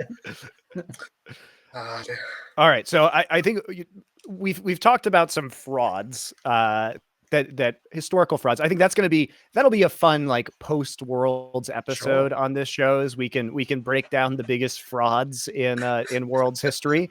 Those names certainly all on the list. Yes. But we should also talk about some teams that, speaking of Mako, you guys thought we were going to NA, but we're just going to just like drift off into another exit here onto good teams, because we haven't talked about T1, who I think has been overperforming yet. But let's talk about EDG, because I think EDG has now moved to favorite of the tournament. I think the eye test on some of these teams, they just look incredibly poised. Like the way they're playing out some of these close games, the way they're getting themselves back in through phenomenal team fighting, looks like this team is extremely difficult to take down right now.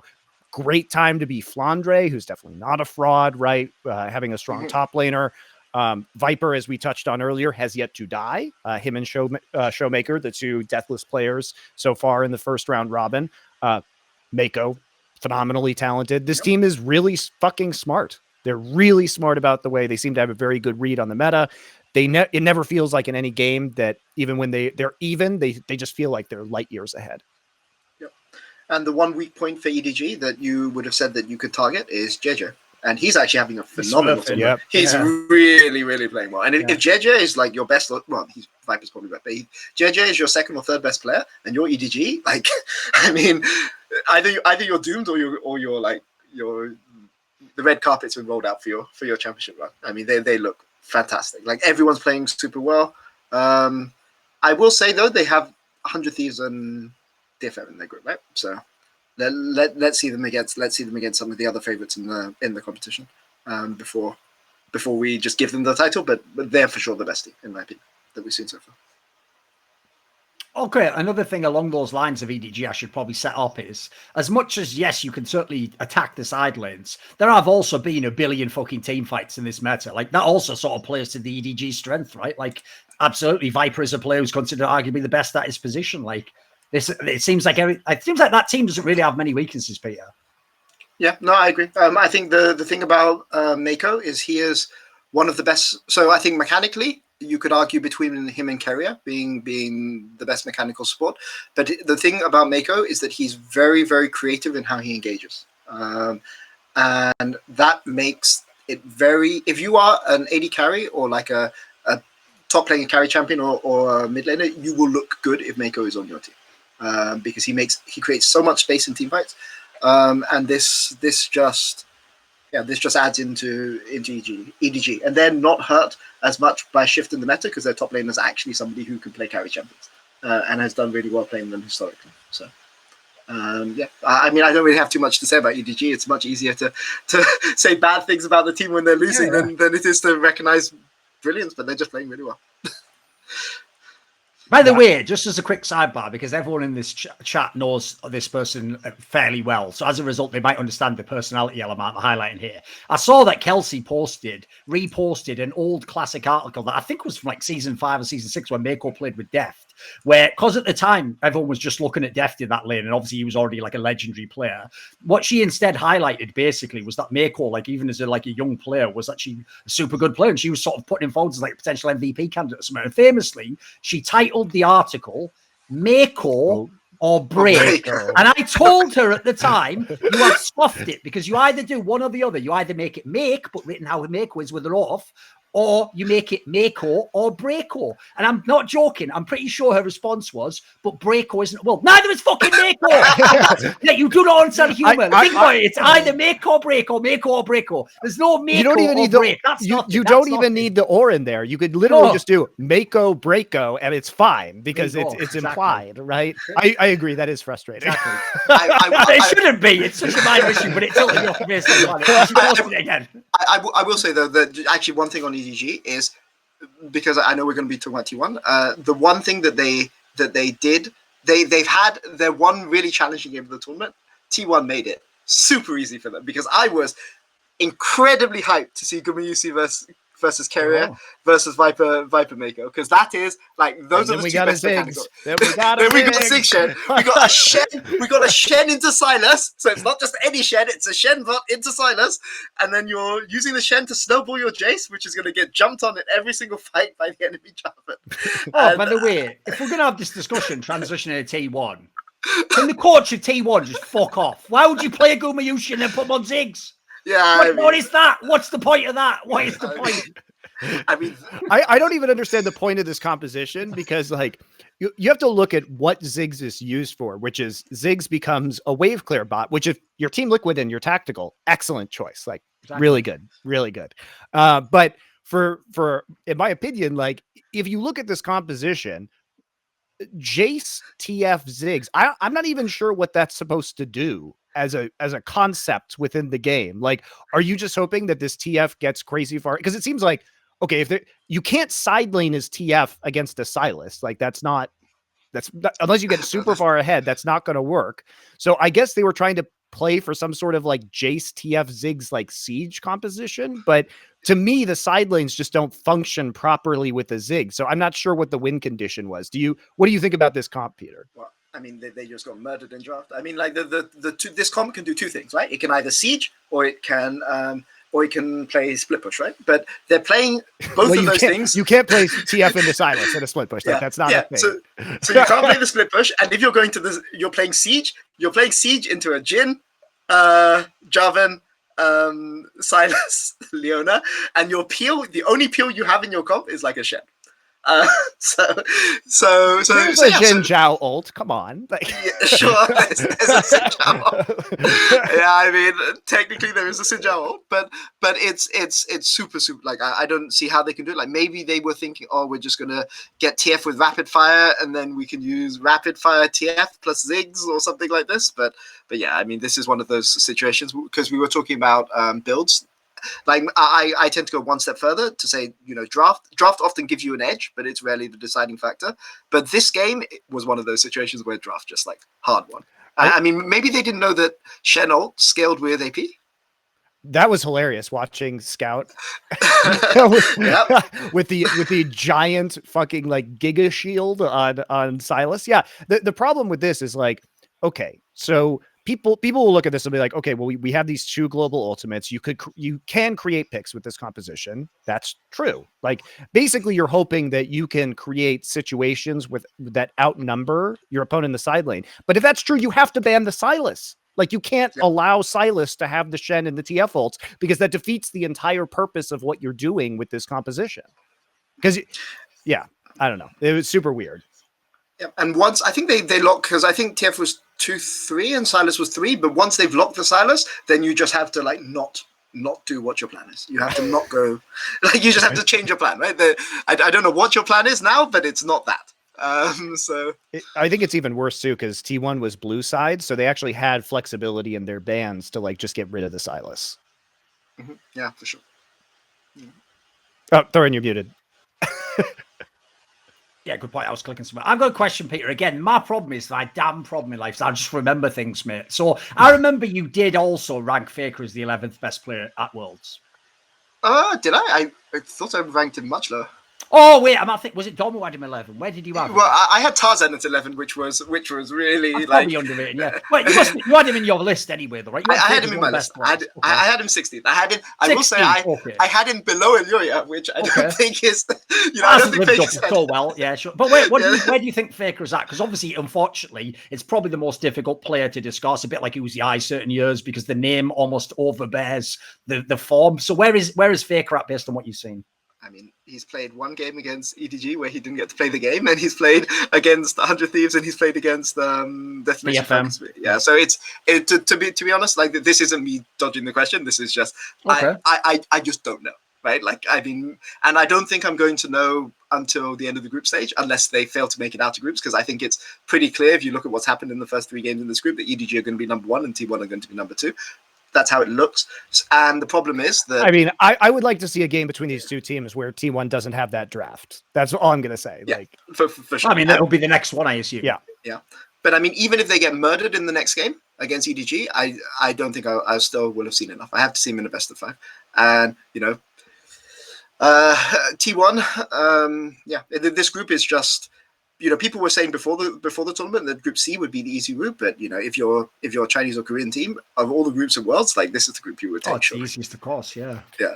So let's talk about your top 25 list. So I'm going to say this. Normally, I don't do this, guys, but this was actually It was both dumb and super funny. So what I'm saying is I don't want to encourage people to tweet mean things at our guests, assuming that I'm going to read them on our show. But this one was really fucking funny, unintentionally. So a guy on Twitter tweeted this on the show announcement, which is the following: "Ask Peter Dumbs," which is just offensive and stupid, but also kind of funny. It's what the Malice guy also said as well, to be fair. So I think it's like the nickname they after him. How the team with the 9th best and 15th best players in the world are doing worse than Gen.G. Means Mad Lions there. Yes, who have 0 good players according to him. Ask him how Niski is also better than all of Gen.G's players. Well, I mean, I can answer this question. I can answer this question really easily. Also, don't tweet mean things at our guests, you assholes. No, of course not. This one was just really funny.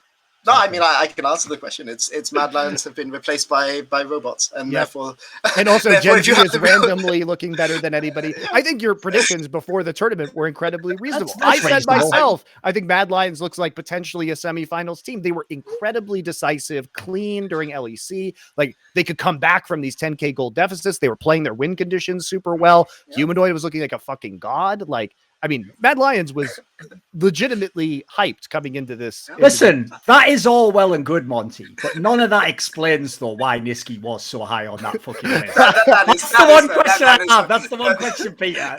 He was above Nagori, dude. Like, I'm not saying Nagori had a great split. He didn't, but like, he can just get out of bed any day and be better than Niski, I feel like. I mean, I will say that my Husha, because I put Husha 24 and Nagori 20, and Niski 25, were a little bit. So when I was doing the list, I said that I thought Niski would play really, really well with the lead, but he wouldn't get leads himself, right? Which I thought, that's a safe bet. But the irony is, he's actually gotten leads. He got lead in the Tryndamere game, and then he threw the Tryndamere game. So simple question, simple answer to that. I never want to put a Gen.G player on my top 25 list if they come into Worlds playing like this. I agree. guys, look at Gen.G. Be reasonable. It was just another year where they do really well in like best of 3s during the regular season, and then just get ultra clapped in playoffs. Like it was. If you compare the playoff performances of Mad Lions and Gen.G, first off, Korea wasn't looking that strong. Second off, Gen.G got boomed, like big boomed. And then Mad Lions is playing just phenomenal League of Legends, like objectively good by an international standard League of Legends during the playoffs. So, this is looking at results-based analysis, sure. Like there was a huge meta shift that happened as well, which we could not have known about. Like there were 0 people that out there who said Yuumi is first pick by DAMWON in the first game versus FPX. That was insane. Okay. So you can't always predict what is going to happen, but Mad Lions. Basically, if you think about what Peter was saying earlier, like about like the qualification and stuff, basically the stupid thing is what they did essentially is use the entire summer to qualify you into a different game. So the problem is, like, for example, you could get away without having a top lane carry, and now maybe it's going to be in top lane carries the entire way to decide. So yeah, the problem is this ranking isn't based on Worlds. No one saw it, did they? And I would also say that players like Naguri. So I thought top lane was just going to be a completely worthless position. It just wasn't going to matter at all. So I think I only had 2 top laners on my list. I think I had Flandre as well. So I had Xiaohu, Flandre, and Ale. And I said that basically I was skeptical about even putting the second and third best top laners because I thought top laner was just going to be so worthless. So I didn't put Khan, I didn't put Naguri, I didn't put other top laners, and that's why I didn't put them on the list. And now we're in the world's meta, and top lane looks like it's going to be the deciding factor. So RIP my list. That ends the short trial portion where you must answer for your crimes. Now we can start you answered a mean tweets on the internet, and they're just complete. That one was just so unreasonable and offensive. I was kind of charmed by it. I mean, I love those tweets. It's half of the reasons why you do a top 25 list, right? So of course. Yeah. But don't be mean to our guests, you assholes. Let's be real. There's the other thing, by the way. In the modern day, nobody does, like you're saying there, Peter, make a list like that and think, well, I'm not going to get any pushback. Like, if you know anything about League fans, they would literally, they did it to me when I did like best Western players ever. They will argue to the death that you hate a player that you ranked 7th that they think should be 6th. Like, they are so ridiculous. And if you know anything about Theon's career for the last 5 years, half of it is the grift of just doing power rankings over and over again, going, am I serious or am I trolling you? And then everyone just goes back like, oh my God, I can't believe he's putting it. And so that's like half of their gig in it. We all know the way that works. We all know the way it works. Also, sorry. Also, in terms of power rankings of these top 25 lists, guys, I want you to know that there is so much League of Legends in the world that even people's jobs like Dominate, you can't watch it all. No. They did a very good job, I thought, both of them. They had good reasons for the lists as well. But the funniest thing, which I should thank you guys, but I should own it, is that when we did that list, some guy on Reddit, some random guy who I never met, went mega hard on me for not putting Gen.G on the list, and I called him out on Twitter and kind of like laughed at him a bit. But like, how can you be serious about putting Gen.G on this list? Well, you should be now, right? He's been like one of the top 2 jugglers of us. You did that to yourself. Yeah, I mean, like, I kind of deserve it a bit. Exactly. You set yourself up on that one. I'm gonna pump the brakes on the whole JJ discussion until we see him play a good team with a good jungler, because the problem with his performance is that when his group, I would say some of the better junglers in his group have kind of bad teammates, and then he's playing against Owner, who is very new. So, by the way, why does everyone just skip over that? Have you noticed all T1 discussions go like this? Faker's still all right. Kumayushi, he's really sick, but they could also go with Teddy. Kerry is one of the best at his role. Kanna's not bad. They've got Owner anyway, so I'm going to like, dude, what? Everyone just skips that one. They never tell me that Owner's one of the best players. Like, even as we said, Peter, like jungle's pretty relevant at this tournament. Like, it's not you can't just have an empty seat there, you know. So I actually want to know what are your thoughts on him as a player, because he's a player in T1. I thought personally was one of the ones that was a little bit like under par for what I expect from T1. You know, if you're going to be a potential world champion, which is what T1 should be recruiting for. I don't necessarily know he's shown me that he's got the quality yet. Yeah, I mean, again, it's really, it didn't look to me coming into this tournament that he would be a major factor. I can't, like, this sounds like such a cop-out, but I can't judge a T1 player until I see them play against like an actual team, right? Like, I'm not saying, no, I agree. I'm saying the 100 things aren't an actual team. Yeah, like, true. You know what I mean, right? Like, but I agree with you. Like, he was somebody who I expected to be worse. I expected Closer to be able to match him, but, you know, Closer's mid laner doesn't want to play League of Legends. So... Yeah, to be fair, everyone's going to think that was a diss when he like joked about 100 Thieves. Peter's team almost beat 100 Thieves. He knows they're not that good. I mean, there you go. I saved it. I brought it back. I brought it all back. All right, I saved it. I think this there are some misleading performances so far. You could also say that DAMWON's performance is kind of misleading because FPX has been like massively underwhelming. So I think it's hard to get a read on DAMWON as a result of that, but I generally have more confidence in DAMWON. T1, I would say Owner and Kanna also has impressed me, but it's not against super strong competition. I mean, what I would say about 100 Thieves is Abadage is having a shocker, right? Like I mean, we mentioned Eluria earlier, but you know, Eluria is a rookie playing at his first Worlds, who wasn't even a pro player like 2 years ago, right? So you can kind of understand it. It's a bit of growing pains. People are targeting him as like one of the main points of attack for Mad Lions in the early game. But Abadage, like, he's just making basic mistakes that he doesn't make in North America. Like, I mean, he's just not playing properly, right? Like, I don't know what to say. Right? Like, I spend, because I do mid lane coaching, right? So a lot of my time is spent on previews, and he is just the way he's just clicking differently. I don't know how to say it, right? I don't know if he's not uncomfortable with his setup. I don't know if he's like he's ill or something, but he's just clicking like a quarter of a second slow. I don't know what to like. This is the insight you guys come here for. Peter Dunn, Abadage is clicking differently. Exactly. Yeah, I mean, like, is his mouse broken? I don't know. Like, he just like the way, like, if you I actually do a lot of mid lane coaching, guys. The problem you have is clicking too slow, mate. You got to click it quicker. Click on the opponent as well. He's moving his mouse too. I don't just click better. True.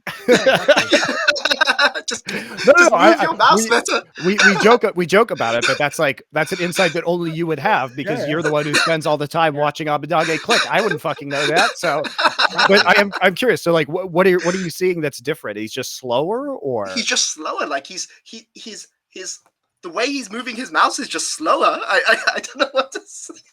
Like he just the way that he is. So I can only do this with North American players because they're the only players that I've had on ProView for the entire year, and that I've been studying properly day to day. But the way that Abadage is playing at this World Championships is just different. Like the way that he's moving his mouse, the way that he's clicking, the way that he's looking around the map is just different. And I mean, I wish I had a solution. Like, I don't want to go and say, because people will always go and jump to, oh, the guy's choking or he can't handle playing against. But maybe it's a setup difference. Maybe he's changed his hands are cold in Iceland. Maybe his hands are cold in Iceland. But there's something off. Whereas with Eluria is, I only saw ProView from playoffs, right? So Eluria is just playing the same way. He's the way that he's moving. He's using his in-game things is different. But Abadage is just off. And Closer's actually been pretty good this season, but it's really hard for 100 Thieves to play the game when their mid-jungle synergy is off, right? I will say, by the way, we had Freeze on the last episode, and he basically heavily implied that like everyone's getting pounded who's a Western team in scrims. Like, so I do get the sense that their confidence level probably isn't very high either. Okay, yeah, but it's funny because Closer's getting pounded, and he's still playing really, really well, right? Like, I mean, well. Let's not go too far. Yeah, he's been decent, right? So yeah, if everyone is getting pounded, it does hurt your confidence, I guess. And 100 Thieves were a good scrim team in North America, so So maybe that's that. I mean, that's probably one of the issues because I think by the end of playoffs, they claimed that they were basically the best, and that's part of why they won. Like they knew towards the end, they powered up and they knew they were going to win. They even said, interestingly enough, Peter, when I joked earlier, they actually think, no joke, that winning that game 5 against EG is what let them win LCS because they say the position they were at the time in like practice that if they'd had to go lower bracket and instantly play all the game, they probably wouldn't win this head. Yeah, I mean, like I will say in that series, Closer was immense in that series. Like Closer is a player that has been, he's done his time in the lower regions. In Turkey and things like this, and he knows what he has to lose if he has to go back to Turkey. So he's determined to play like a really high level. And he's basically like fucking Neil McCauley. Keep me out of Turkey. He's basically Neil McCauley, the character played by De Niro at the end of Heat, going like, "I told you I was never going back, brother." Like clinging on to the spoiler there, but I haven't given the whole movie. Just like in that movie, the end of Worlds is likely to be at an airport as well. So. There you go. Tying it all together. Exactly. The Heat reference. There you go. Nobody will understand that, Thorin, but that's okay. It'll be a gem for those who. They should watch that movie, though. Listen, that movie it's a mega rad. movie. It's one of the best of all time. There's also, especially if you watch my content, because it also spawned another premise that I have. That it's one of the few things me and Richard are totally in alignment of, which is we've understood, Richard. I understood this a long time ago. You can know what your character flaws are. It doesn't mean you can avoid them. Like sometimes they're just almost ingrained in who you are. And it's just a summation of your life experiences. So what I always say, and we agree on this, right, Monty, which is one of our flaws as humans is we always make time to get win grow. Like, one of the themes of that movie is basically like if you hadn't have sort of followed a theme of petty revenge, you would get away with it. You'd succeed and life would be amazing. But the problem is we always make time to go win grow, which means anyone who fucks with us is like, right, put everything down, put your life on the shelf for a moment. I'm going to have to now dedicate everything to destroying this motherfucker. Right, that's the next week. Let's go. And so, I mean, my name is MonteCristo, so I think I can understand and appreciate that. That's another reference people need to know. That's another one they need to know. I'll just hit myself in the face with that. It's all right. But yeah, that's definitely a reference. That's why I named myself MonteCristo, is because that's a flaw of mine as well. I can't escape the desire to get revenge. Exactly. Do you like revenge, Peter? You seem like a forgiving guy. I feel like you just forgive people and let bygones be bygones, like Jazz. Yeah, I mean, he's a really good top laner for Immortals. That's all. Okay, good job. Not bad. That wasn't bad. Yes. I mean, our DFM. Should we talk about DFM? Let's do it. The sad thing is, because obviously they had the moment of glory in the plains, we let Nymira come on and big them up and hype and all. The problem is, like, none of that shit's happening. Hey, come on. They had a really good early game versus EDG. It was all right. I mean, I really wanted DFM to do better than this. I did as well. I wanted them to be like a wild card, that can maybe like get the odd win and stuff. Yeah, but the thing about DFM is DFM were a team that had been building this for like 5 years. They had Jutapon, who's their AD carry. Then they brought in one player over time. They naturalized their players. Yes. They made sure like this has been a plan 6 years in the coming in the building, and then they come to Worlds and they do well in plans, and then group stage was a bit rough so far. But I feel that. It's a difficult thing because they have 3 Koreans on their team, right? But I don't actually think any of the Koreans are there. I think their top laner is their best player, who's Japanese. But they found a way to kind of bend the rules to have 3 Koreans. So on the one hand, I'm really happy. 100 Thieves wouldn't know anything about that. I mean, if you are, I mean, they're a North American team.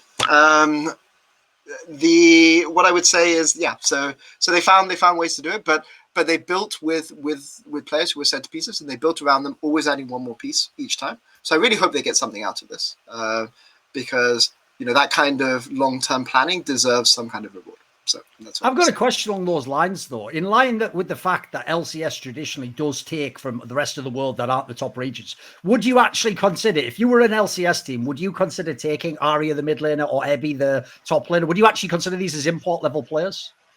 I mean, Evy's good enough to play LCS. I don't think he speaks English though. Right. But if he spoke English, he would be top. That's fair enough. I didn't thought of that. Yeah, true.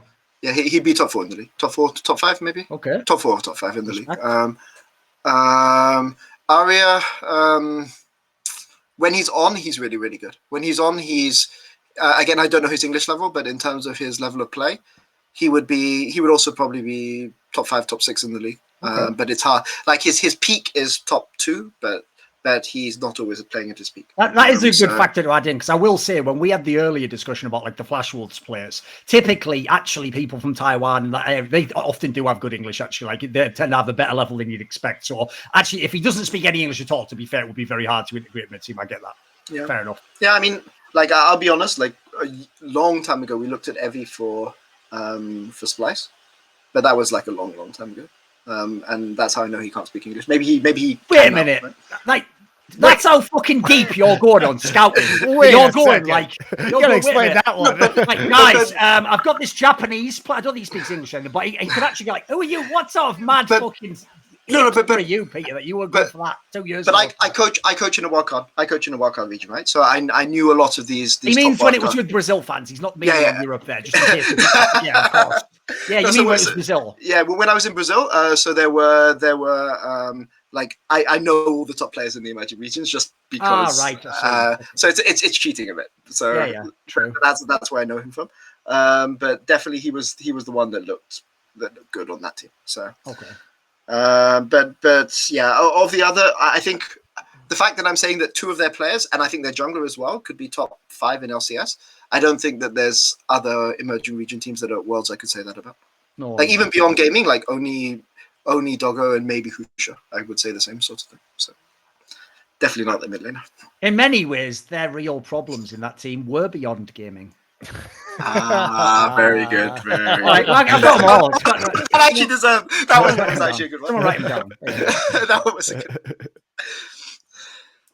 Yeah. Who do we go to now? Are we done edging? Is this the moment of release? Let's just do the NA discussion. Yeah, basically. Okay. So. Shall I start you off with a good one, by the way? Because I don't think on this show we ever discussed this money. I think it was when he was on the Crackdown or something. But basically, without naming names, because like obviously we keep the story nice and clean and safe, but we'll just make it a vague illusion.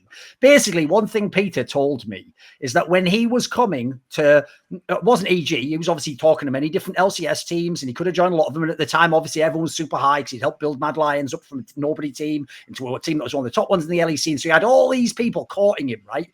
And he told me what shocked him was when he would go and interview and talk to these teams, Monty, only something mental, like 1 or 2, ever asked a single thing about the actual game of League of Legends and how you see the game. Everyone else, it was like you were interviewing to go and work at McDonald's, working like the fryer or something. Like, dude, they were, give us the perception of what it was like, Peter, because this was shocking to me. It made me think, like, how far behind are they on the premise of who they're hiring?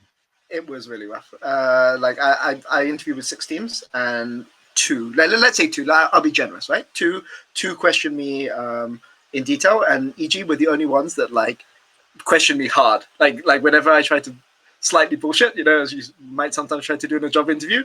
The Empire who was there, he was just like on every single point. Whenever I tried to bullshit anything, he was just like, "What do you mean? Like, go into detail. What are you talking about?" And I like that really made me. I appreciated a lot. But what I would say in North America is, I hope that North American teams get out of the world this year, because I think there was more investment than any other year in North America. And we have spent in North America, certain people within the scene have said that North American, like LCS, doesn't matter. The only thing that matters is Worlds. And that has been said for 5 years, 6 years, like has been said for 8 years, right? And well, at this point, I mean, that's at this point, you're getting as much viewership out of Worlds as you are for the entire year of LCS, given the decline. So it seems, the problem with LCS is as the viewership goes down, the importance of Worlds goes up at the same time, right? But in Brazil, they don't go and say the only thing that matters is Worlds, right? Like having some pride in winning your region is incredibly important.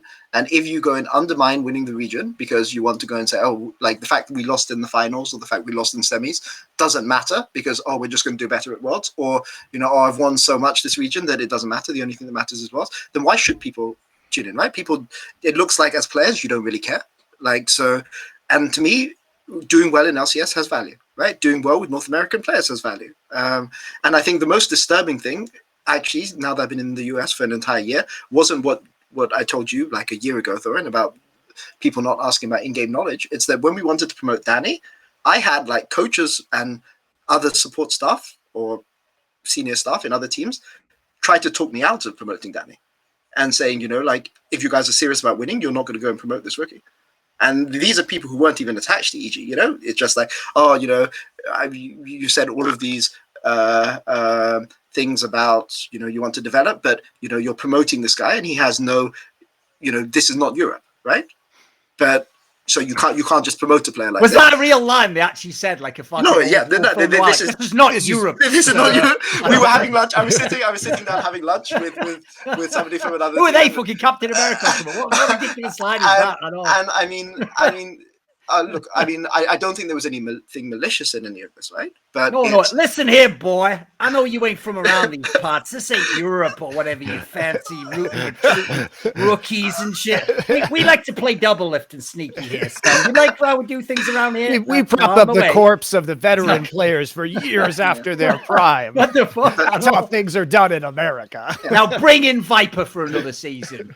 But I mean, but there is a serious point, right? Which is that if you invest, and look, at the time, perks, I think most teams would have cut off their left hand to have perks, right? But if you're going and spending 11 million or like 15 million to not get out of groups, right? Sure. Shouldn't you just invest that into developing North American talent so you can do that in the future? But Peter, you haven't addressed the core issue that Double Lift brought up, which is that with the 60 ping, it's fucking impossible to play the game. And that was what was holding us back this whole time. It was the ping. It's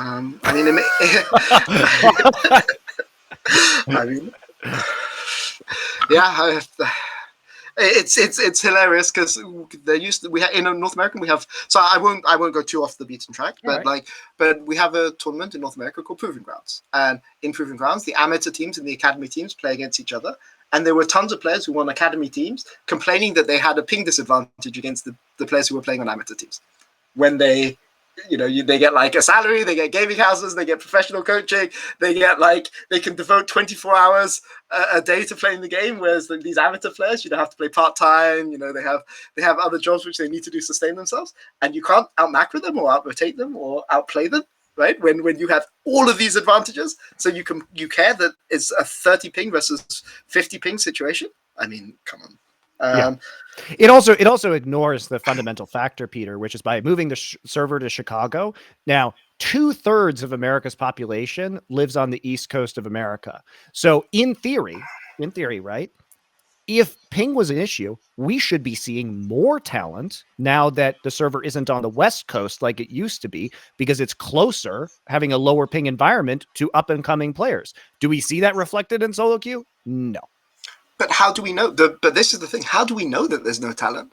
Like there's no. But I don't buy this. I don't buy this, right? Because to me, like there cannot be no talent, right? Like even North America is 1/4 of the or 1/3 of the size of EU West. There is no way that there is no talent, right? Like there is no way that the sixth best mid laner in Europe is better than the best North American mid laner. Like it's just impossible. It's just not possible, right? So just in terms of pure numbers. So well, listen, the obvious thing people are going to say, Peter, goes like this. Europe, essentially, through the ERLs and through the things that built up, they made like a stratification where you can sort of see this guy's good enough to go to this level, and then he goes to LEC, right? Yeah. The problem is if you contrast that with Academy or Proving Grounds, it's night and day, right? It's an unfair comparison. Yeah. So do you actually have sort of, at least, do you have even the spark of an idea of what could replace that for North America? Like, essentially, I agree with you, by the way. There has to be at least a few players out there who only play solo queue, who actually would be really good pros. They just, for some reason, don't ever funnel into being a pro. So do you have any sort of a premise as to how that can at least, like, what's the next step towards getting those players, do you think? I mean, they took the step already, right? They put a way that you can get to LCS without going through academy teams, right? Which is really important, right? You have to be able to prove yourself without locking yourself into an academy team long term. If you don't, like, people were joining academy teams not because they wanted to join the academy team, but because the top 2 or 3 were fill up and they had no other option. Right, yes. So they sign a 3-year contract. You have no other option. If you believe in the academy team and you believe they can make you better, and they believe that's your route up, then that's a way that you can do it. But you had players who were just locked in academy teams who were good enough to play LCS but didn't get the opportunity, right? Because of buyouts and things like that. So to me, I mean, look, I'm on a team that didn't go to Worlds, right? We promoted a rookie player, and maybe. There's somebody out there thinking, oh, if they just gone and bought Kazi or somebody, right? Like then EG would be at Worlds, right? And I don't know if that's true or not. I think Danny is a really, really good player. I'm really glad to have him. But the question that, like, I hope beyond hope that North America gets a team out of groups this year, because if you don't, the question is, what's it all for, right? Either LCS matters. Okay, in which case, great, LCS matters. Stop saying Worlds is the be-all and end-all, because we are, as a region, we have all these disadvantages versus all the other regions out there, right? So if Worlds is the only thing that matters and your region doesn't matter, then okay, then show it, right? Show that it matters, So I had a thread on this. It's too sad. I understand your point, because that's true from the other people that I know in NA, is that the orgs put such a premium on making Worlds and those Worlds appearances that the pressure is enormous to get there. And like, it's true. Like, if you're Cloud9, you don't sign perks because you want to win NA, right? You sign perks because you want to make semis at Worlds. That's why you sign perks. Sure. You look at the way that teams have been building themselves very intentionally, like, 100 Thieves not having any North American players at all. Teams slowly, just like Detonation Focus Me, building around the fact that the permanent residency will open up additional avenues for you to import more players or have flexibility with your roster. And that's been the priority, and it hasn't been. It's about the short-term success of making Worlds.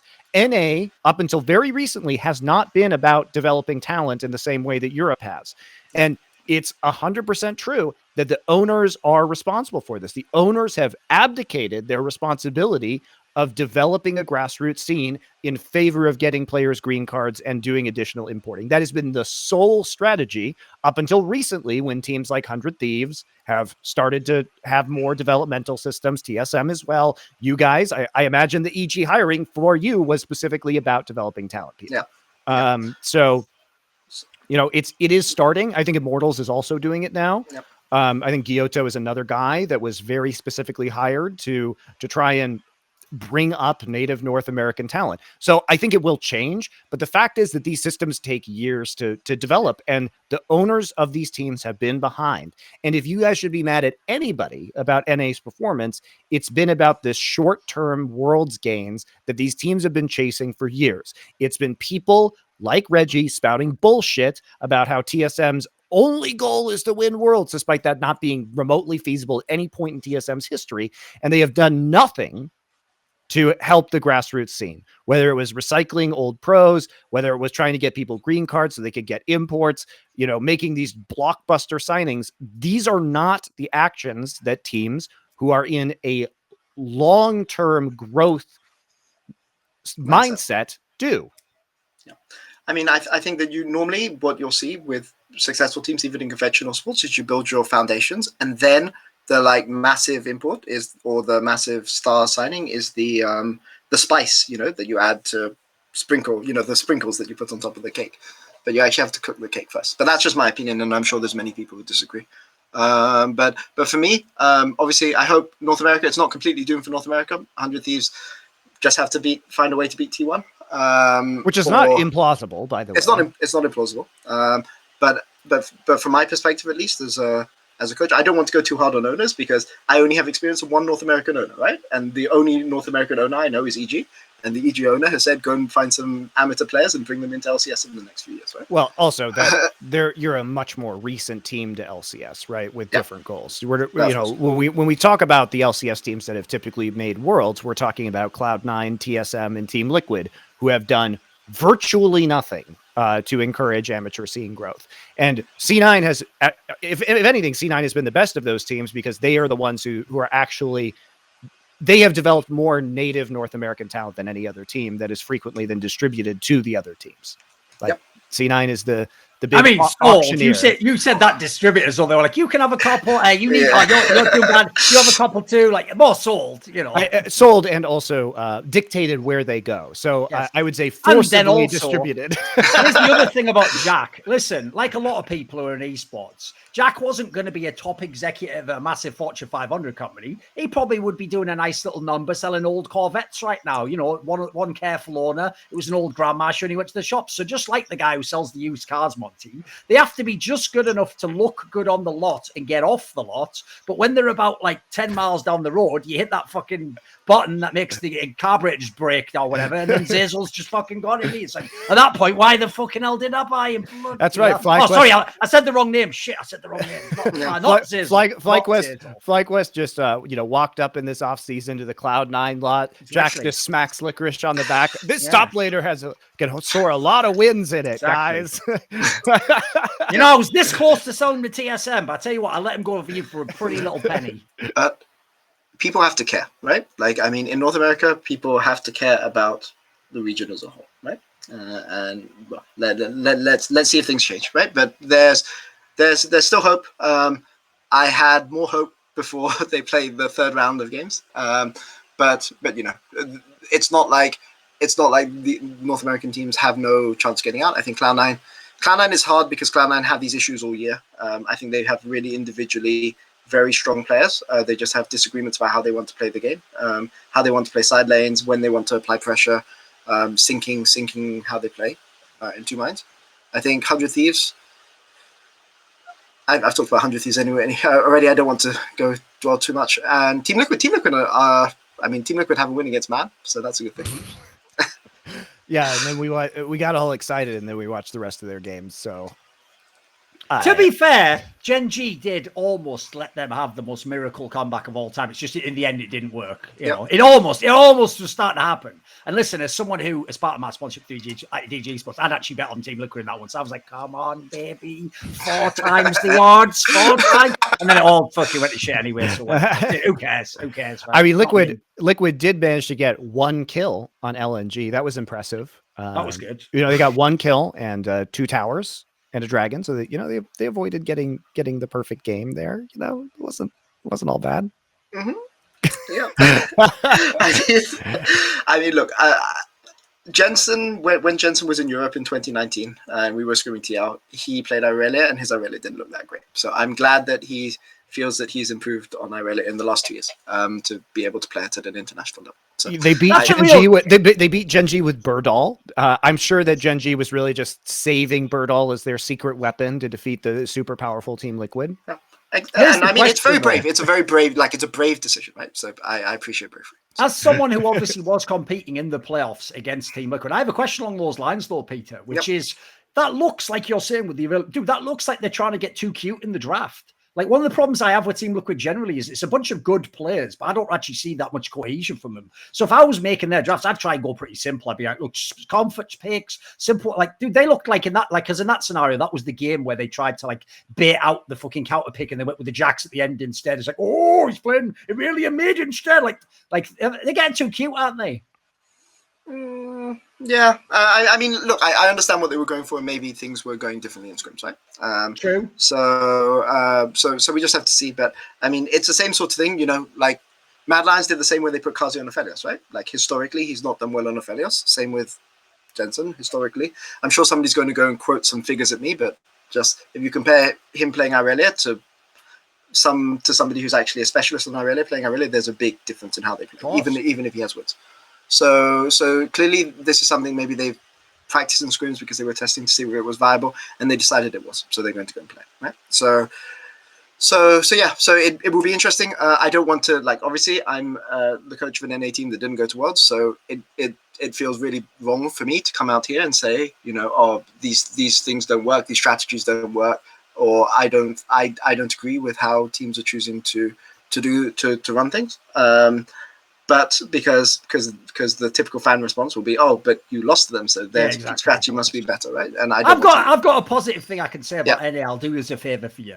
Genuinely, if you just look at the players on the three teams, this is the best crop of talent NA has ever sent to Worlds. There is no stupid like clutch gaming scenario where they're never going to win a game. Like, the actual talent that was sent was really good. Maybe it hasn't fit the meta and the teams haven't been as good as you hoped. But again, you look top to bottom at these teams. I mean, the joke is there's not many NA players, but even so, like this is a very good crop of talent. The right teams went generally. Yep. And maybe that means they have a chance in week 2, right? All you need is one good day of games, go 3-0. Yes. Yeah, then you can get out, man. Because that was my whole take before. I know it hasn't happened yet, but the whole reason why I was actually sort of talking up some of the underdog teams is because I was like, dude, the underdog teams is like Team Liquid. Like, what, Alfari can't just trip over and have a good game and win a best of one? Of course he can. Like, again, these aren't the old teams where it's like, you know, fucking like one good player and like three like okay NA players. Like, these are legit talents, you know. There were also extenuating circumstances, especially for 100 Thieves, around not having closer there, so they weren't able to prepare. Yes, true. You know, so that really sucks. Also, the next group would have been wide open. Cloud9 in that group is really vicious. I mean, I think it's been an unfortunate, like, so yes, you could say Western teams have underperformed this year, but there have been a lot of mitigating circumstances, right? Like the way that the groups have panned out, the way that, you know, Fnatic and 100 Thieves had issues with their roster. You know, there have been mitigating circumstances, so fingers crossed it can work out. Because remember, once again, we'll just reiterate, this is the year that there are 4 LPL and 4 LCK at the same time. So in a different year, one of these teams might have been like 100 Thieves because they won their group. There's a world where they get a group where it's like, oh shit, we've got like Edward Gaming. Oh, well, they couldn't have them then. They've got like T1, but then we got the VCS team and then Detonation Focus Me or some other fun. So there were worlds where in past groups it would have been a lot closer for sure. Again, the real problem is the Western teams typically are almost the worst teams in the group at the moment.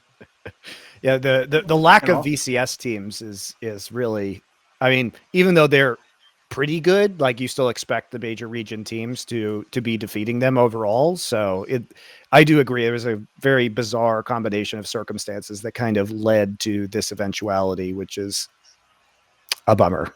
But also the underperformance has been real as well. I thought Liquid at least had a decent chance of getting out of that group.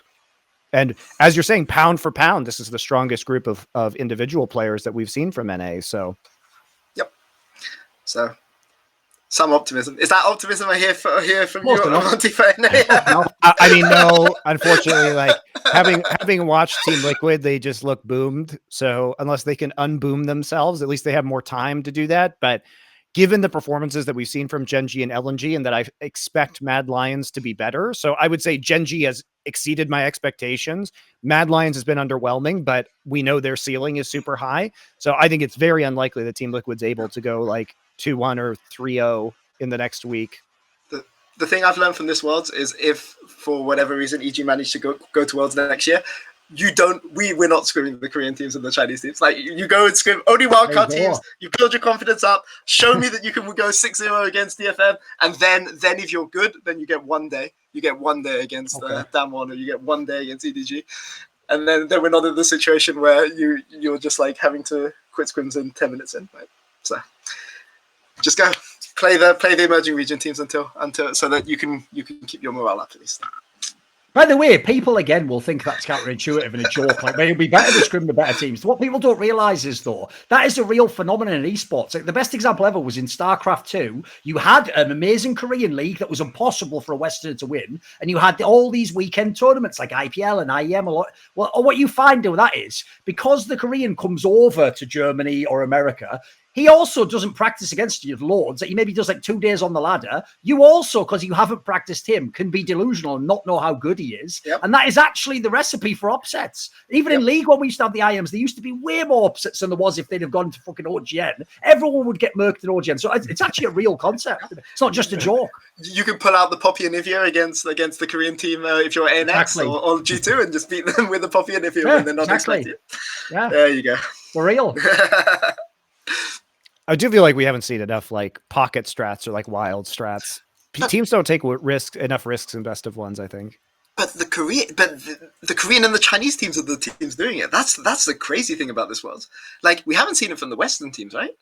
We saw like Chachi play Poppy, but the Uni was Korean meta. FPX had a dreadful read on the meta, but they are playing their things, right? I mean, yeah. If anything, it was like T1 with the owner Poppy jungle that was surprising. Yeah, exactly. I mean, that was pretty fun to watch. Yeah, but this was the thing that Korean teams didn't do, and now they're doing it even better than we are, right? So they can even cheese better than us now. They can even cheese better than us. We need Malphite. That's our plan. Go Malphite, and go smash him with Malphite. Yeah, there we go.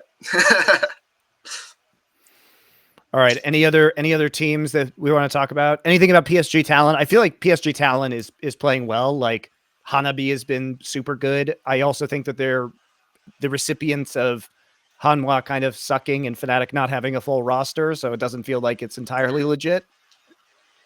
Yep, but I mean, I'm just glad that they're doing better than Hanwha, right? So, no, I mean, like four LPL and 4 LCK teams in the quarterfinals would even challenge my interest in League of Legends, and I love League of Legends a lot. I mean, the joke is, if you actually know, again, I'll reference StarCraft 2. In StarCraft 2, it got so bad at one point, Peter, with Koreans winning everything, that Western fans even just started cheering for like Chinese players and stuff, or people from like South Korea. Just going, well, as long as they're not Korean. So that's the joke. If the playoff bracket is just LCK and LPL, but PSG makes it in, every Western fan, you have to basically support PSG Talon at that point. It goes without saying. Logically, you have to go for it. Exactly.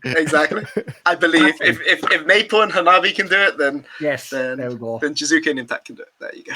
And by the way, I'm just going to say it right now, just based on historical context. Please, if there's a way, it probably isn't because they're going to finish second. I just want to see Maple against Faker in a best of 5. Give me that. Because here's what people don't know. Maple had, over his career, winning record against Korean teams. Yep. That's pretty fucking gangster. His entire career. It's like 14-10 or something, I think was the stat someone said. Yep. I didn't know this either, but Faker's only ever lost one game to an NA team, which was CLG. He lost a single game in his entire career. Yeah. He's like 15-1 against NA teams, which is pretty nuts. So 100 Thieves has a chance to get the number 2. I mean, his Faker's contract's running out at the end of this year, right? So look, let's be real. Faker's contract is never running out. Like he's too critical to the T1 brand that if he were to leave T1, I mean, that's just not going to happen. The Korean government will do their own thing where they'll be like, we will not allow Faker to leave Korea. We are placing restrictions on Faker distribution around the world. Like, they won't let him go. I don't think they will, Monty. He also has equity in T1 that he would have to give up if he went to another team. That's why, as much as I had hoped that Bjergsen might actually go to some other team, he would have to sell his equity within TSM. Here's what they should do, Monty. I've figured it out. It's called the equity swap. What you do is Bjergsen and Faker trade equity and go to opposite teams. That's actually fire. That's amazing. Look, I can't handle TSM Faker. That would be a nightmare scenario for me. I mean, yeah. That would be the definition of the sacred and the profane. There you go. Yeah. TSM can't desecrate Faker's career like that. Exactly. That would be too tragic. No, I just don't want to see the TSM Legends episode where Reggie comes in and starts fucking unloading on Faker, for God's sake. The idea that could ever happen, that could be a reality in that scenario, Monty. And Faker's just sat there with the interpreter going, and then he's just going, yeah, Reggie's saying your build was all wrong. And he would have CS differently on Cassiopeia. Like, normally I love those TSM Legends episodes where he does that. I would be hating that. I would be like, fuck, get this guy off the screen. Please. Someone please save Faker. I'd become like those K-pop stands, like, we must protect Faker. Protect him. If Ronaldinho can go and get a payday at the end of his career. That's true. That would be the really dark time, is if it was like the football where at the end you just go to China or whatever, you know. The thing though is that will never happen because T1 is owned by Comcast now. So he has there's no way he goes anywhere because T1 can pay him more than anyone else as well. Right? Yeah. He's core to the brand. He's got the equity. He's in for the long haul, guys. Like his contract may be over, but you know, that would be the most shocking move of all time. And there's no way you get rid of him on this roster, especially when they make Worlds again. And at least they're looking pretty good right now. How many people would say Perks after Worlds last year that Perks would be on C9? Look, that is different because G2 doesn't have unlimited money, so selling Perks for $5 million looks good. There's no universe where Comcast is like, yeah, we should sell the face of League of Legends and our brand for $5 million to a Chinese team. Like that's never, ever going to happen. And Perks, as far as I am aware, never had any like ownership stake within G2 either, which he probably should. Like, given what he did for that team, that's a huge mistake on his part to not have an agent or himself have bartered for that, because he would have gotten it at some point in time. He was the core player on that team. So, yep. All right. Well, let's talk briefly. After seeing one round robin, you've seen 3 best of ones, which is, of course, the only sample size you need to predict the rest of this tournament. Who's winning? EDG. I think that's fair. Or RNG. Or okay. RNG is a hot take. EDG or RNG. Because I think RNG. I think if EDG can lose to DAMWON Kia. But when I see quarterfinals, if RNG manage to avoid EDG and FPX, I think they can win. Because I think that they're of all the teams in this tournament, they match up the best against DAMWON, which is a hot take because Showmaker versus Cryan is not an even matchup. But Cryan is not. Cryan is forbidden for winning Worlds. That's not acceptable, sir. That is not acceptable. But I think that if that happens, I think they can. I think they can actually do okay. But I would say EDG and RNG. I'm still not convinced by that one. But by the way, I'm maybe a Korean hater. Here's the other narrative element. I'm a barrel hater, man. Imagine actually being Scout, never getting to be the real replacement for Faker, and then just going and winning Worlds from China. That is a fucking amazing narrative right there. And the Viper one was literally like relegated out of the fucking league or whatever. Like these are fucking some banger narratives. Yeah, I personally think the 2 favorites. I mean, obviously from the group stage, everyone would now say this. I do think it's got to be EDG and DAMWON though. Yeah. Like, these just look like they're so strong. I will say, I'll leave an outside chance for FPX. I just think the pieces they have, if they get the right meta read, they could be dangerous tomorrow in a tree. Yeah. Just who even knows if that's possible at this point. Yeah, and it's like I tweeted about too with Beryl. He can't be a liability if he's playing Yuumi because his teammates get to decide where he is on the map. So there's no problem, right? Yep. Exactly. And look, maybe Hans Summer is just that good, but when I see Hans Summer like destroy Ghost when Ghost has like 2,000 gold more than him, and I look at Beryl's mixed form. Like Beryl does have good games. He doesn't have just only bad games, right? But when he has mixed form, I just it's really hard for me to see it. Even though I think like Canyon and Showmaker are the 2nd and 3rd best players in the world, right? So I just really struggle to see it with that one. I think it will be one of the Chinese teams. So, but I thought it would be like that last year. But that one I think if FPX had more than a single day to fix their issues, like if they had been in Group D or like Group A had gone last, we might be having a different story. But it's just so brutal, that turnaround for Group A, that you only like. It's such a tremendous advantage to have an additional 3 days to prep. Yep, it's leading into FPX versus EDG quarterfinals. That's what we're going to get, and then everyone is going to be. It's going to be like the year where IG and KT played each other in the quarterfinals. Don't remind me, dude. By the way, here's another reason why, unlike other esports games, picking the winner of Worlds is probably one of the hardest tasks ever. Because once you get to the semi-finals, you then have like almost a week before the final in which you have, in this case, because they're in Europe, they're not practicing against other elite teams. So you're just in a black box. It's like, who the fuck knows what comes out in that final? That's why I think half the finals are whack, because you're just in a scenario where it's like, damned if I know what they're going to do. You could even be the other team, you know? Yep. Yeah, it's the problem with a circuit where it just ends, so no one actually is practicing during that last week of competition. So it's just like becomes super arbitrary what ends up happening. Yep. Also, it's a problem where we qualify to playoffs and best of ones, and then we have to play best of fives. So you're using a system that prioritizes best of one performance, and then using a knockout system that prioritizes best of five performance. So you don't really get a true test of teams' abilities. It's why teams like Gen.G can get into the playoff bracket. Like last year, incredibly embarrassing that Gen.G went 5-1 in their group, and then just got absolutely annihilated by G2 in the quarterfinals. And then G2 was like, we aren't even good anymore. Anyway, just split the team up. Who gives a fuck? Like, what are you doing, Gen.G? And then Gen.G just goes, no player changes. Same team forever. You know what? Of all the great Korean teams that did break up after a year, this one has to stay together for like 4 or 5 years the whole time. The punishment must never end. Their synergy only gets better. I know, it's killing me, dude. Like, I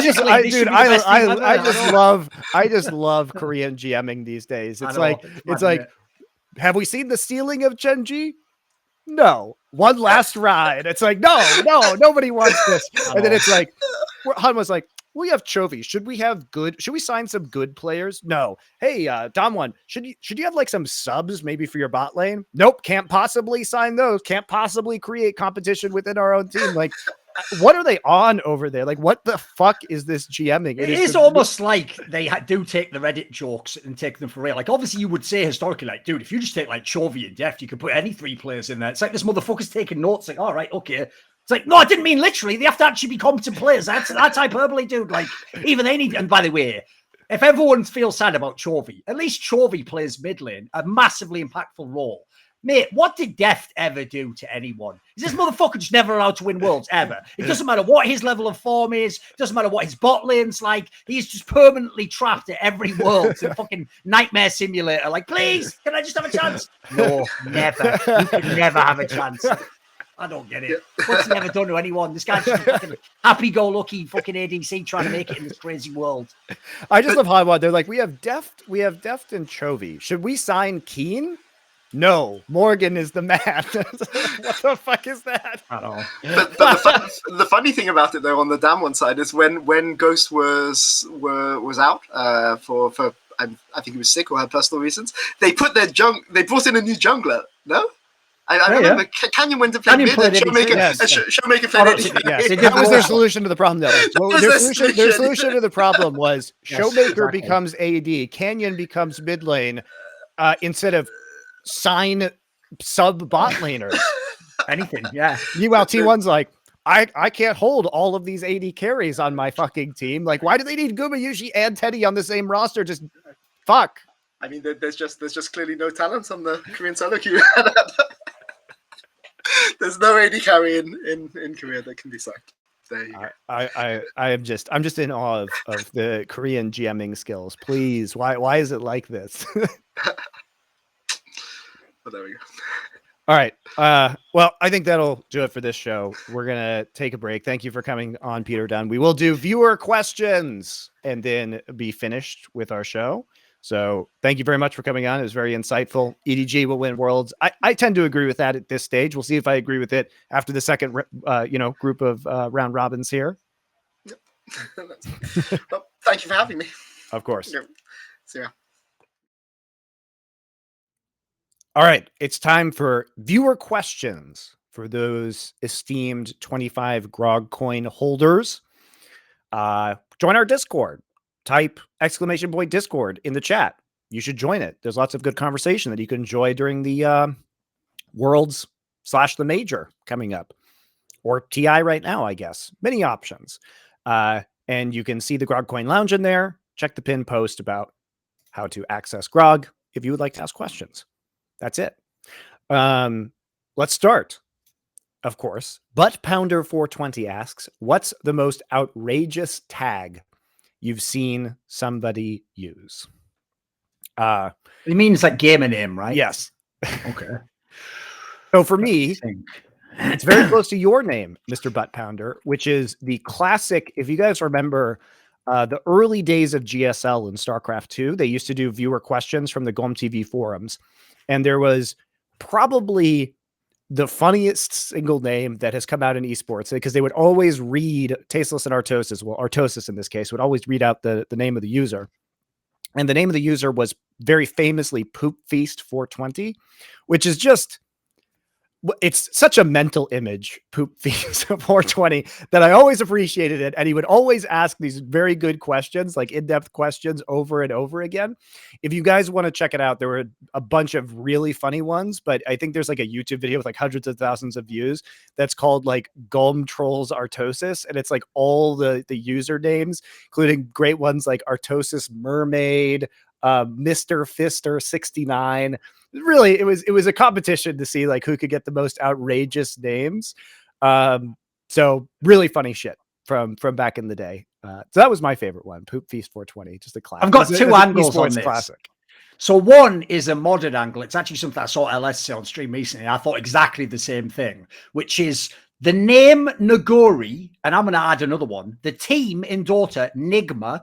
You are literally trying to get people to get their careers ended by making these names that casters have to very quickly, because famously casters can obviously get, like, you can transpose letters accidentally, you can say words out of order. It's like you're trying to get people fired. I know you're not in those cases, but like, just let's be a bit careful. Basically, there is a real one, and I'll have to treat it very carefully. I'll explain it. Basically, if someone's a very old school player, they might know there was a really old school North American Counter-Strike player called Big Dog.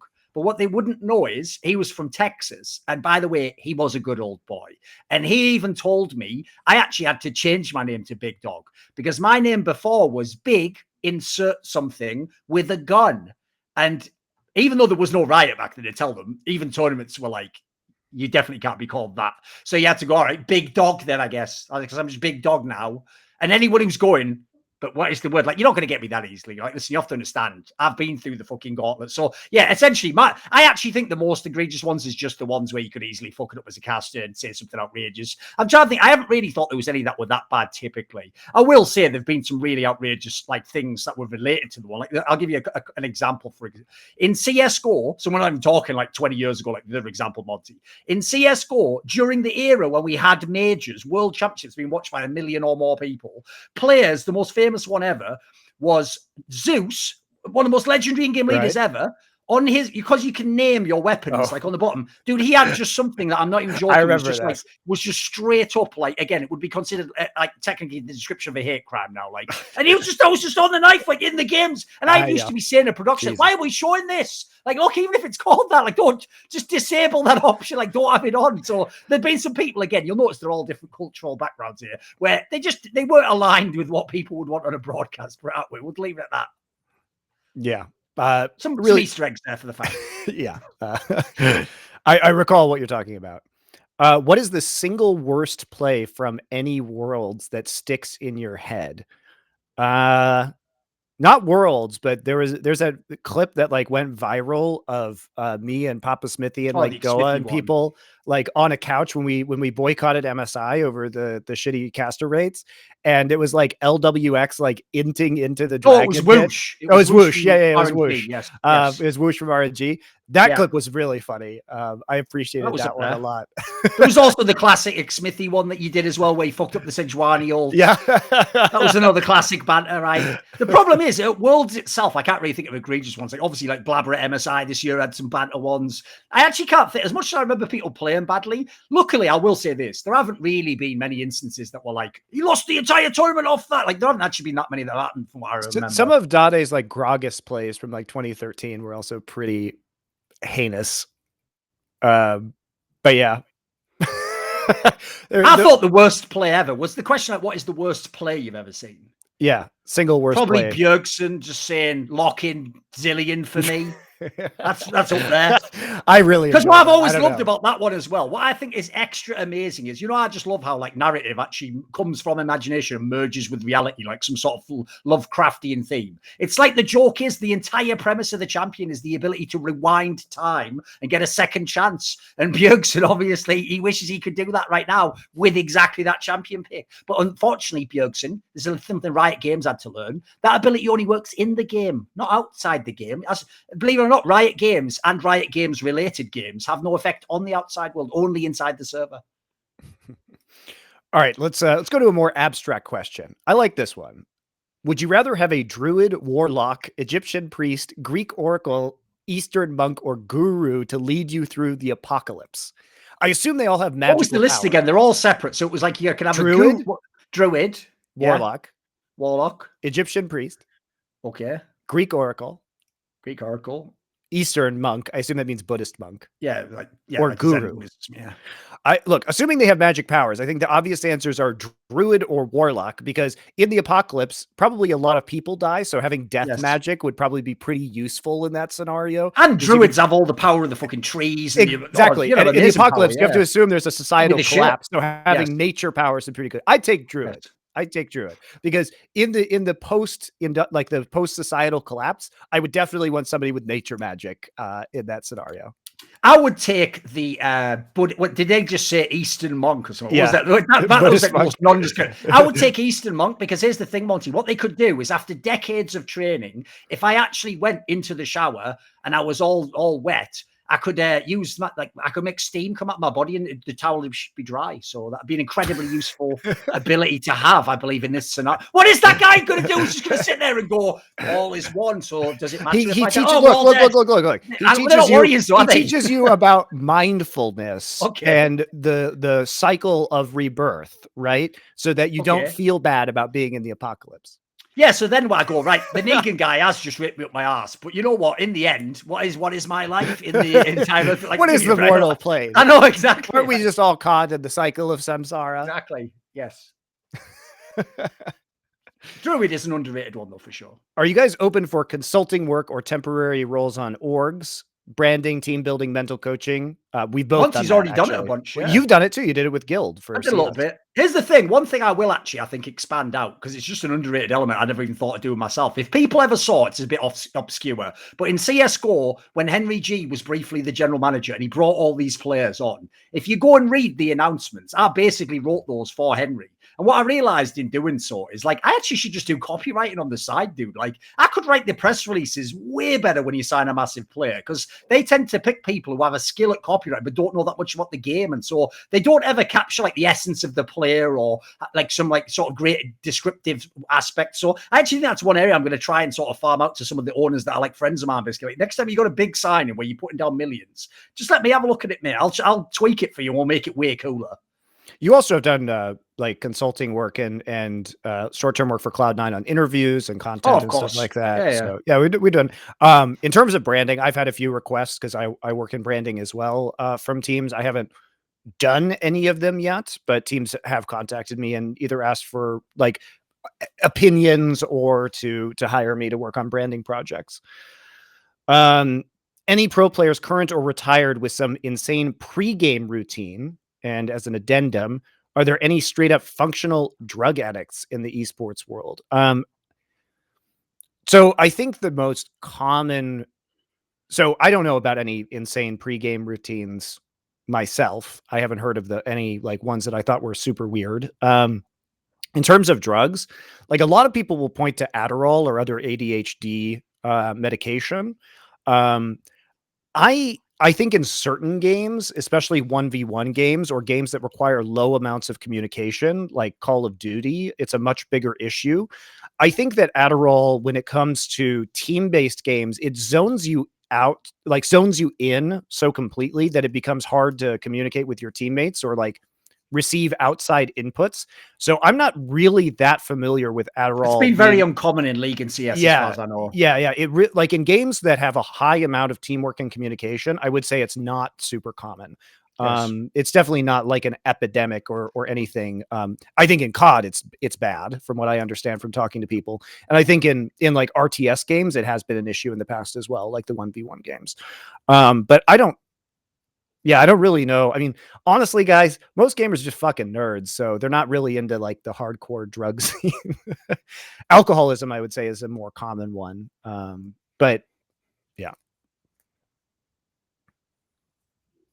Do you know about any pregame rituals or like drug issues? The thing is, normally I have a lot of trivia, but that's actually one where I don't think I can really think of one. The closest I can come, it's not really just a pregame. What I used to do is for the whole day. But one thing I've always found fascinating is how completely ignored concepts like diet and environment are to how you compete. So I'll give you an example. Famously, I was always very impressed, even though they didn't do it consciously, they did it because they're Koreans, that Koreans just did bring the exact same shin ramen noodles and fucking kimchi with them. So that even if they're in Vegas, Dallas, Germany, they're eating the same food they eat at home. By the way, that's a genius idea, because how you compete will be based on that. Well, the Western version of that, it's why I know there is some people thinking about it, is the really old school Quake player, Fatality, used to have a system like that, where basically he would just eat a really big breakfast and he would not eat anything for the entire day. And his whole premise was, I don't want anything else in my system that'll like make me up and down. I want it to be like, once I've eaten, my body knows this has to last me the whole day, but I'm going to be at the same even keel.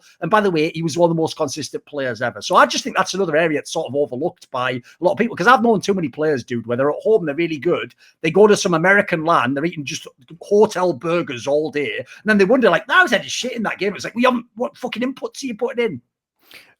Also, I think probably the most famous pregame ritual is Flash with the ruler. Oh, of course. And so if you guys don't know, Flash is probably the greatest esports player of all time. Fair? Would you rank him up as the GOAT, the esports GOAT? So to this day, I think nobody's surpassed him, but he very famously would carry a ruler and like measure the distance from the edge of the desk to his keyboard and the monitor to his keyboard. So he would always be having the precise setup. And I think, I honestly don't think that mattered. I think it was the psychology of getting into like game mode that mattered for him. And I think the ritual of it put him in a mental place where he knew it was like time to perform on stage. Also, inadvertently, he did just manifest what would be the dope Korean bottling, carry a ruler. There you go. There you go. Good. No, not bad. If you were put in a room filled with everyone you've met on your esports journey, who would you go talk to for 10 more minutes, assuming you'll never get to meet them again, excluding significant others and best here's where we're different, Monty. Right? That's actually a lovely question. It's interesting. I thought genuinely the question was going to be like, how many of them do you kill? Because listen, that would be a more apt question for me. It's like, who do I even go to first? Oh, it's like Christmas or something. No, I'm trying to think, who do you go to for 10 more minutes you can talk to? That's a good one. That's a quite good one. It's a good one. I mean, frankly, like what's on my mind right now is Kickstar, who unfortunately died Don't know him this personally. week. I just worked with him at the Rainbow Six. You did major. Rainbow Six, right? Yes. Okay. So I just really lovely guy. Like, fuck, wish I could have had 10 more minutes with him right now. Yeah. So that was really depressing for me, personally. Let me think. Because I think for me, I would just be totally selfish. Like, I would just literally pick people that were interesting to talk to. So I'll give you a very underrated one, actually. You would never know this in CSGO, because when he's not in the game, when he types on Twitter, he says the stupidest shit imaginable. But it's actually simple.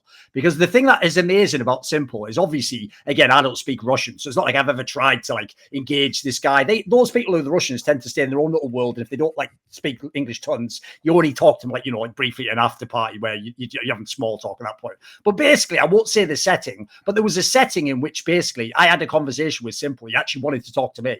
And basically he wanted to try and go super deep about CSGO, like the meta and historically the way people play, because he was trying to like understand how I see the game, basically. And all I'll say is it was actually even more impressive than he is as just a player, because no joke, even though in the game he's got the most crazy like mechanical skill, you could tell I knew the guy years earlier when he was just a young player that just had skills. He has no joke also studied the game at a level star players do not usually do, Monty, and he actually could literally talk about like the way he saw the game, that usually you can only have that conversation with the in-game leader, like the guy who was actually like, the 10-year veteran and being an everything. So I was actually, again, it's just somebody who just had a very interesting way of thinking about the game and could go super deep. So I was even more impressed. I think the most interesting stat that I've heard about Simple is that in spite of the fact that he's a mechanical god, that he actually has less crosshair movement than almost any other player because he already knows where you're going to be before you're there, right? No, it was the other way around on that one. They famously used to say he had the worst crosshair placement because it was like he would be over here and then he'd just snap onto you. It's No, I was maybe saying I think a of recent event. Nico. No. I think in a recent event he had like the lowest. Anyway, Oh, they might have done the stats on that. Yeah, it's true. Yeah, There is a stats company that does that now. I just don't ever look at it, so I don't know. Maybe that is true now. Could be. I heard that's what I recall reading recently. I will say what you're saying is accurate, as in, like, famously, that is a stat people say about Nico, where basically the idea is Nico's game sense for where the opponent is means he always has the crosshair on exactly the corner they're coming from, and he sort of never gets caught out of position. So I could believe it with the level simples on that. It's like he could be at that level. He just knows everywhere the opponent is, you know. All right. I was laughing so I wouldn't cry listening to By the Numbers number 172. Richard saying how unacceptably horrific the RMR format was as he described the horror that is dramatic pause. Round robin best of ones for the group stage. How would a respectable format boost LOL esports? So to be clear, guys, the double round robin best of one is not really a format that has ever been used in esports before League of Legends World Championship started doing it. It's really uncommon. I will say there was one other company, and you're going to love this, Monty. It was fucking ESL at their IEMs in 1.6. They also used to do that. And that's why, Monty, there's a famous stat that I used to love throwing in Carmack's face, which is the teams that won the West of One groups had never even made the final in those tournaments. Because obviously you're selected for a different fucking skill. So you'd get, you know, one team would have a hot streak and then they would never make the bloody final or win. It's like, nice one. Well done, mate. Well done. Yeah. And I will say that the Worlds format is somewhat similar to the way Champions used to be, the League of Legends tournament in Korea before Riot made their shitty league there instead of having our 3 awesome tournaments every year. But the difference is that those group stages were best of 3s or best of 2s. So there was at least less variance. I wasn't a super big fan of that either, but it was better. Now, why don't we just use GSL groups? I mean, we've been over this. It's not really that much more. It might result in slightly more airtime, but not significantly, especially when you consider that there are all these tiebreakers that occur a lot of times in League of Legends, and would create a more even format in terms of scheduling and broadcasting. So could definitely be used. Also need double limb in the playoffs. I mean, how many fucking terrible Worlds finals have we had? We've had like a couple good ones in the last 10 years, and otherwise they've been really one-sided. We get robbed consistently of what would never be get the matchups you want. Incredible rematches in the finals. Like Peter Dunn talked about it earlier. What if we had an IGKT matchup? What if we had a Rocks versus SKT rematch in the finals? These would have been incredible series. Or even seen them the first time, dude. Like, think how many times you just never get the 2 teams you want. You didn't get DAMWON versus TES. There's a world where maybe you never get DAMWON versus like EDG. Maybe it never happens. Maybe they're on the other side of the back. So to me, you don't even get them the first time sometimes. Like, think about if everyone knows now, obviously the best example is LCS because it uses a double elim format. By the end of the LCS playoffs, you didn't have a matchup you hadn't seen. You saw all the great matchups and you were like, right, I can actually conclusively say whoever won, you're probably the best. It was easy.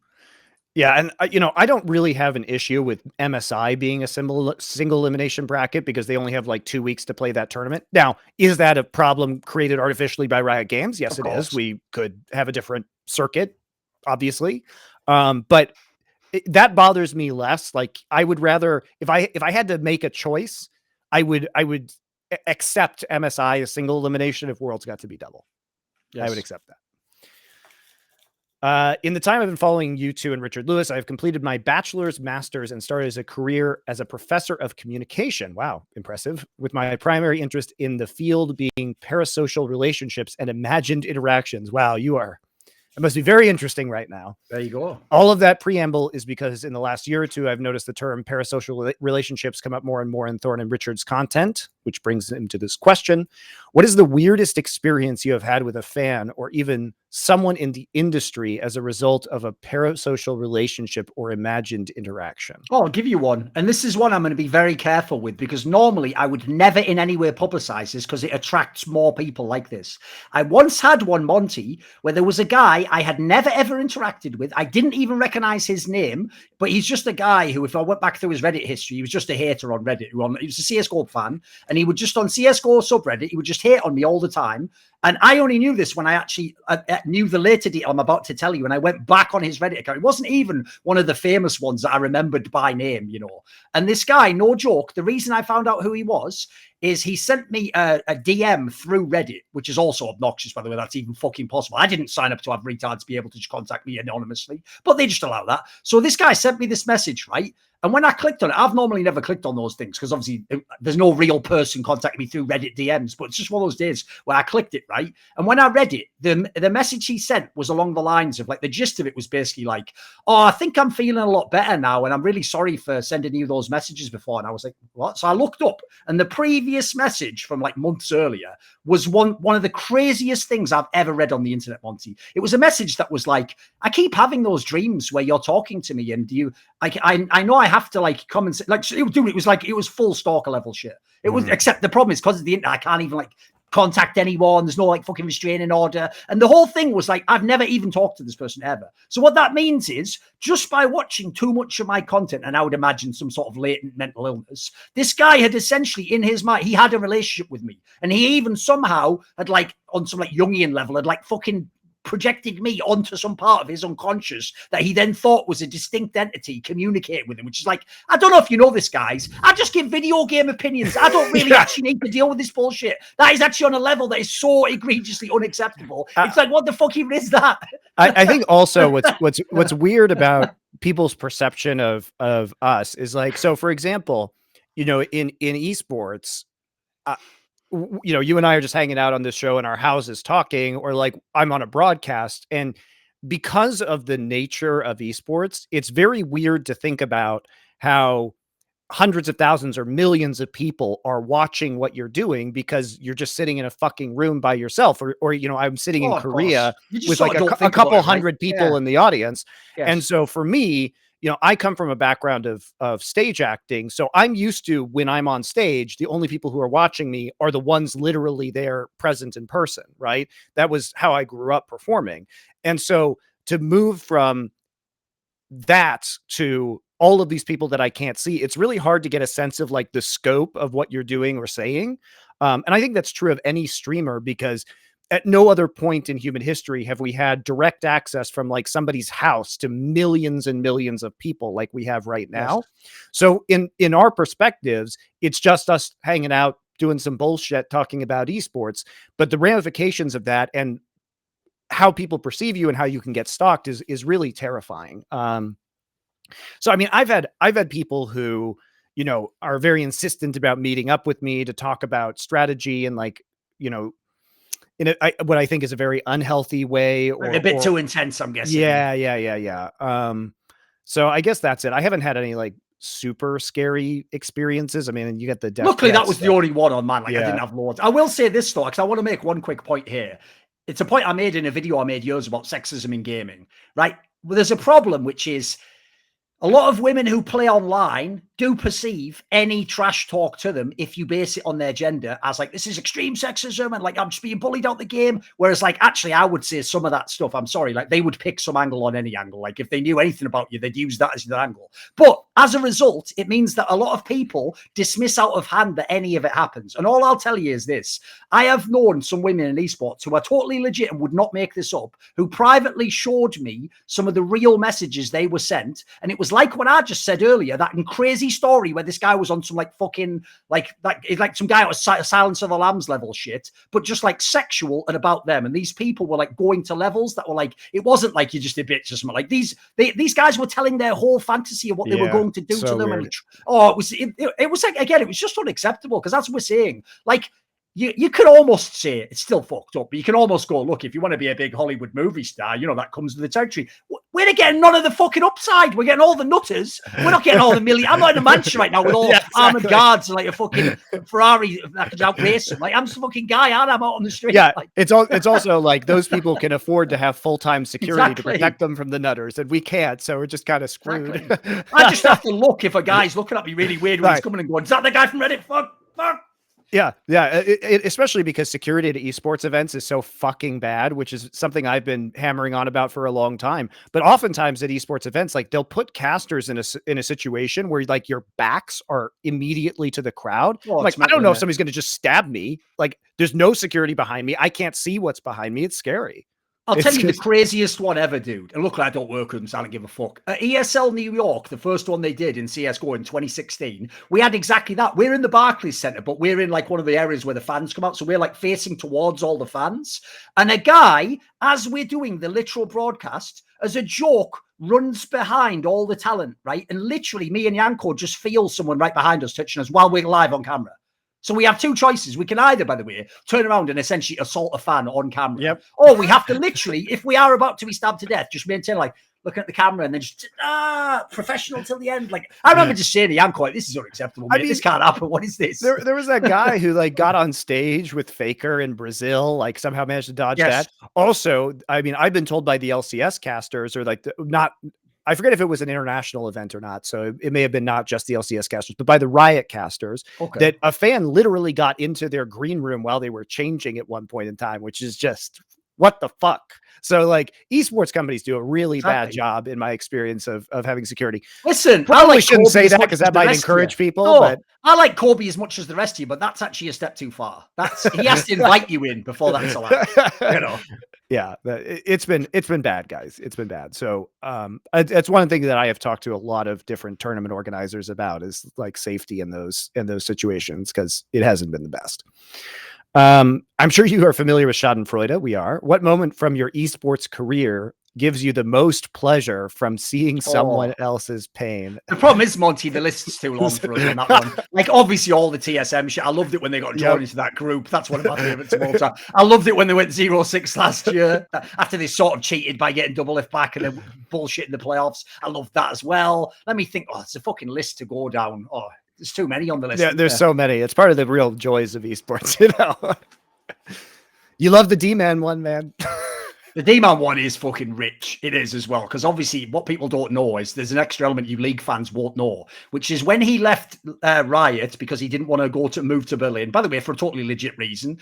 Unfortunately, his pivot was ESL at the time because he was the big shit. And obviously him and Joe Miller were a duo. They were like, right, we'll bring you an ESL. And you know what? You can do CSGO, one of the biggest games we've got. And because D-Man had already done Call of Duty and League and gone to all these different games, he even in an interview basically bragged, like, you know, I can get to the top of those games. I'll get to the top of CSGO. But unfortunately, in doing so, he basically had that attitude even with the other talent. He sort of walked in as though like, right, I'm here now. And then we were all just like, you can imagine what CSGO people are like. We don't have a Riot over our shoulders. So we were effectively like, who the fuck are you? Some guy from League of Legends. So basically, when he sort of bombed in CSGO especially, like, that's why on By the Numbers, there's even a special best of By the Numbers just about roasting D-Man because we did it too many times. Like the schadenfreude of where he was, like top of esports, king of Riot, even had shares in them that he would have been able to sell for millions, but unfortunately he sold them too early because he sold before Tencent came for the rest of the shares. He went from that all the way down, Monty, to literally just streaming Football Manager game to like, I'm going to guess like a few hundred people. It's like, I've never seen that crazier, like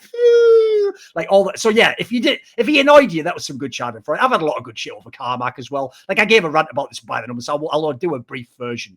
One of my initial problems with Carmack, way back in the day, one of the main people at ESL, was that when we both used to post on a Quake forum called Excess Reality, he was one of the people who, for the first 2 or 3 years of Counter-Strike, was like, it's a fucking shit game for kids. And he used to literally describe it, Monty, as, you just sit behind a crate and shoot a guy in the back with an MP5, which is the most noob take of all time, obviously. Well, the joke is, if anyone knows ESL for the last 10 years, their entire fucking pivot was into CS, and he had to literally pretend this game was good because he had to market it. It was the main brand he was working with, IM, and he had to go and the great champions. In some ways, they're some of the greatest in history. And I was just sat back the whole time like, oh, this is rich. This is rich. Where's Quake at, Carmack? Oh, Counter-Strike. Tell me more about Counter-Strike. And obviously, listen, it was incredibly petty badge. Oh, I couldn't get enough of it. It's too rich. That reminds me of that time where DJ Wheats hosted. Remember when he hosted the season 2 World Championship for League of Legends, and then he I forget the analogy he made, but he was on like a StarCraft 2 show after that, and basically the implication he basically straight up said, I forget the TV shows that he listed, but it was something along the lines of, he was saying that StarCraft 2, which by the way, if you're an RTS fan, saying that StarCraft 2 is like the masterpiece of RTS games is like ludicrous, because Brood War is infinity times better. So it was funny from a historical perspective. It was funny that he was even saying this, but because StarCraft 2 is trash compared to Brood War. But he was saying like StarCraft was like The Sopranos, and that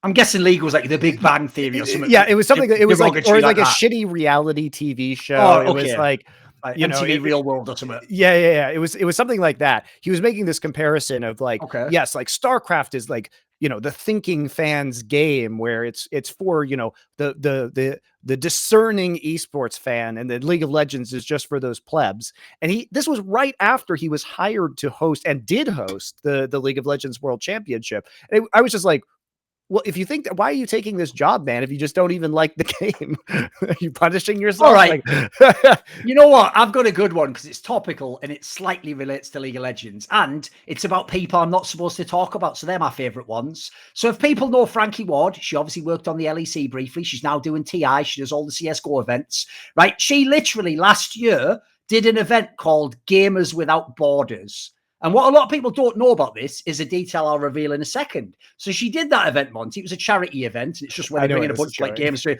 And then a few weeks later, literally a few weeks later, the NEOM thing happened with LEC, but also people might not know, it happened in CSGO, a big company called Blast. Also, we're going to do a deal with NEOM. And it was a massive outrage. Like obviously, just like in CSGO, League of Legends rather, some of the CSGO talent was saying, I won't do this publicly. I won't work with you. Now, here's the detail that, because she'd pissed me off and done a bunch of things about me previously anyway.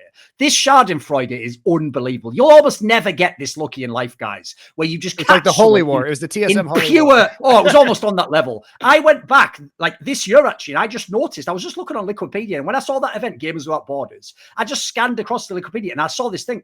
Whoa, wait a minute, what? And it said that the primary sponsor and backer of this event was the Saudi Sports Ministry. Now, if people don't understand, the problem with the NEOM deal is it was the Saudis basically doing like a thing where they're like reclaiming territory by essentially moving people and allegedly killing them, right? So essentially, guys, what she did was work for an event where she was paid in Saudi money from their government, and then 2 or 3 weeks later, with a tournament organizer at the time she wasn't working with again, go, I would never work with an organizer like you who works with Saudi Arabia. Like, motherfucker, it's not even like a year ago. It's like, and then people were trying to tell me maybe she's grown and learned since. They're like, what? Like, what is it? Was she in the hyperbolic time chamber? Like, again, I didn't have to say anything, but that's just the facts. But if you could understand that, I was a bit pissed off with some other shit she did. You pray for one of those to drop out of the heavens like that. She never like donated that money either, did she? I just said that as a point as well. I also said that, right? But unless you really need the money, the obvious move to even counter that would be oh, I'll give it to charity then. You know, like my mind, I'll do it. But yeah, it's totally reasonable. You make a mistake. Believe it or not, if you do that, you work with one company, get paid by them, and then the next one doesn't even hire you, but you say, I would never work with that. Almost seems cynical and almost like conniving. You know, some would say angle shooting, you know. That ends that segment of Schadenfreude. Welcome back. What's the best innuendo name you've seen a pro player use and get away with? Like Big Fat GG.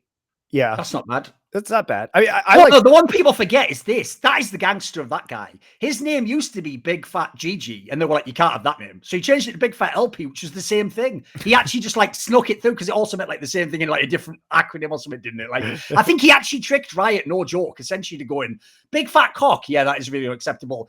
Incredibly long penis, and they were like, yeah, it's totally fine. Like, you know what I mean? Like, I don't know how he got that one through. I mean, I liked balls just because it was so simple. It's a beautiful simplicity to it. What anecdote of yours do you think illustrates best that pro players can be utter idiots? Oh, I've got one. Okay. Come on. This player was never a big pro player, anything like this, but it goes to show like how insulated pro players can be. So obviously I've had a ton of these over my time. I've interacted with probably thousands of pro players across games at this point in time. There was a player manager who told me at one point in time that one of his players had never been on a plane before, and was flying out to join the team for the first time ever. And so this player didn't know that there were bathrooms on an airplane, so actually shit himself on the plane. Okay. That You was thought he was sitting the bar exam or something. What the fuck's this guy doing? What the hell? That's pro players for you, man. What can I say? Dude, that's almost up there with one time when I was living in Korea and I took a trip from LA to Korea. It was like the non-stop one that's like 11 hours, right? And when I sat down, there was an old, like 80-year-old Korean grandma sat next to me in the window seat, right, on like a 2-person aisle. And literally, when they come along with the headphones, she was like, no, no, no, no, no. And then when they came along with food, no, no, no, no, no. And the whole trip, Monty, as I sat and watched movies, ate food, read a book, she just sat, no joke, like staring into the back of the fucking chair for 11 hours straight. Now, I can only hope now that she was some godtail, like Zen level, and she was just off in the astral realms. But sadly, I think she might actually, like that, have just thought that, like, you can't do anything on planes and just sat there, like, 11 hours. I can't even comprehend 11 hours. It's like, it's mental, innit? Because I kept even going, like, you want to borrow this or something? You want to borrow these? Like, no, no, no. Wow. It's like, give me a break. What is this? It's mental. While Korea and China, in theory, should share similar cultural beliefs and attitudes due to their Confucius/Taoist and also Buddhist, I'll add there, that wasn't in there. In recent year, LPL teams seem to have far exceeded LCK teams in terms of creativity and firepower, innovative counter picks, decisive dives, high risk, high return plays. Incidentally, contested when a raw mechanical solo queue prospect joins a Korean team, unless he is truly exceptional like Noguri, coaches often castrate his aggressiveness, which results in him being just another mediocre player. I presume this is how we get a team like Gen.G. In short, how do you think such massive cultural divergence came about between these two regions?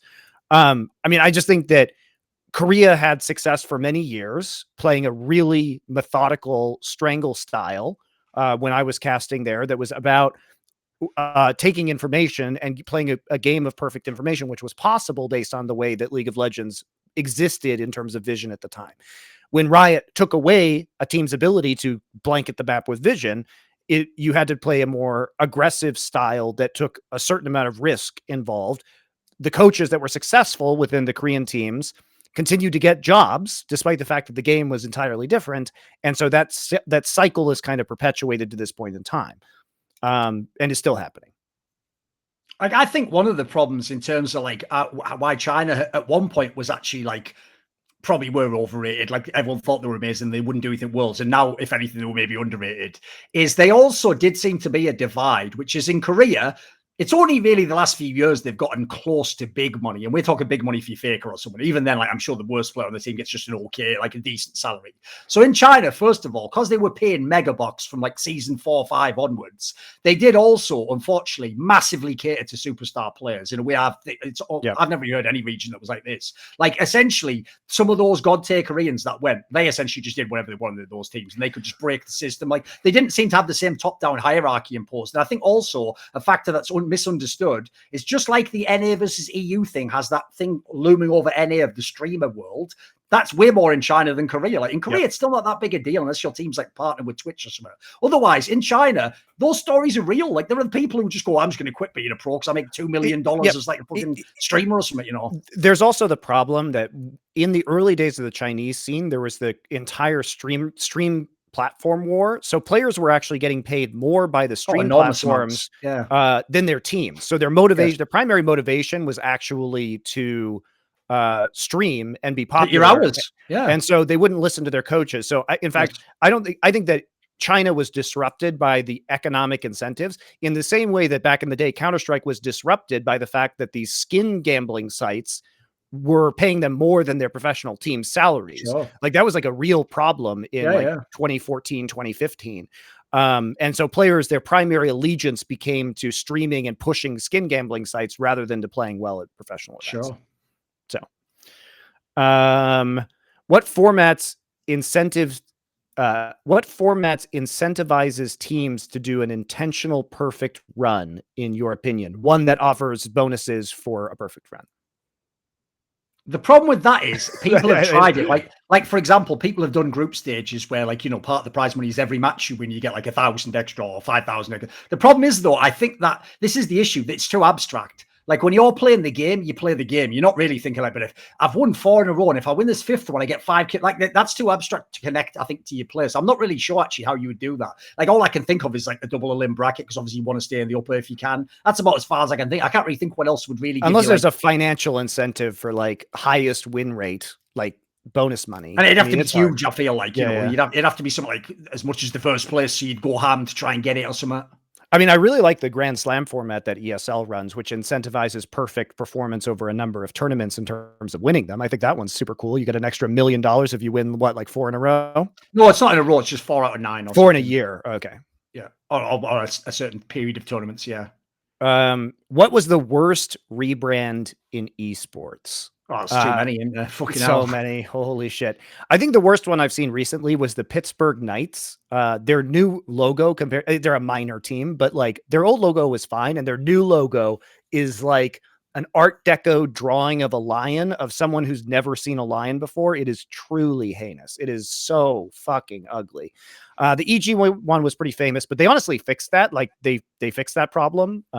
They listened and figured it out. So that one was pretty bad, but I think is fine now. So many. I mean, the Mouse Sports one recently. I mean, Mouse Sports' old logo sucked, so it wasn't great in the past. So that one I can kind of give them a pass for. Yeah. The new one isn't great either, but again, as you say, the old one was stupid as fuck, wasn't it? It's really bad. It's just terrible because it's really old as well. People have to realize, you know.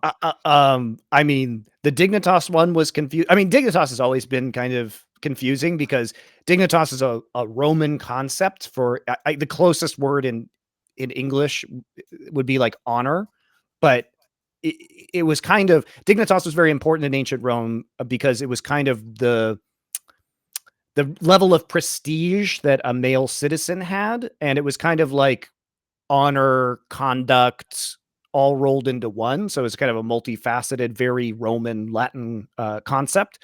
And so to have it like this weird alien was weird. And then also the tilting thing about that was that when they changed it to that owl. And the owl is traditionally the symbol of Greek Athens. And so they could have changed it to like a Roman eagle or something that would have actually like made sense. Yes. Hilariously, when Immortals first came out with their branding, they used the wrong one. Yeah. They used a Greek helmet. Like I pointed out that they used a Greek hoplite helmet instead of a Persian helmet when they were called Immortals. So that wasn't a rebrand. That was just the original brand. That was just fucking strange.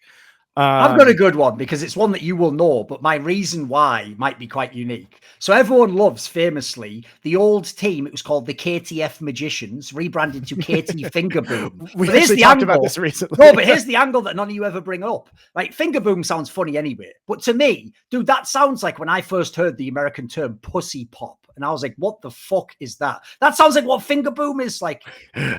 I don't know what pussy pop is. It's basically when you finger a girl in high school or whatever the fucking you're just making a pussy pop or whatever. So again, I don't, you know, all the rap and all these things, kids. There's a lot of degenerates, Monty, nowadays, you know.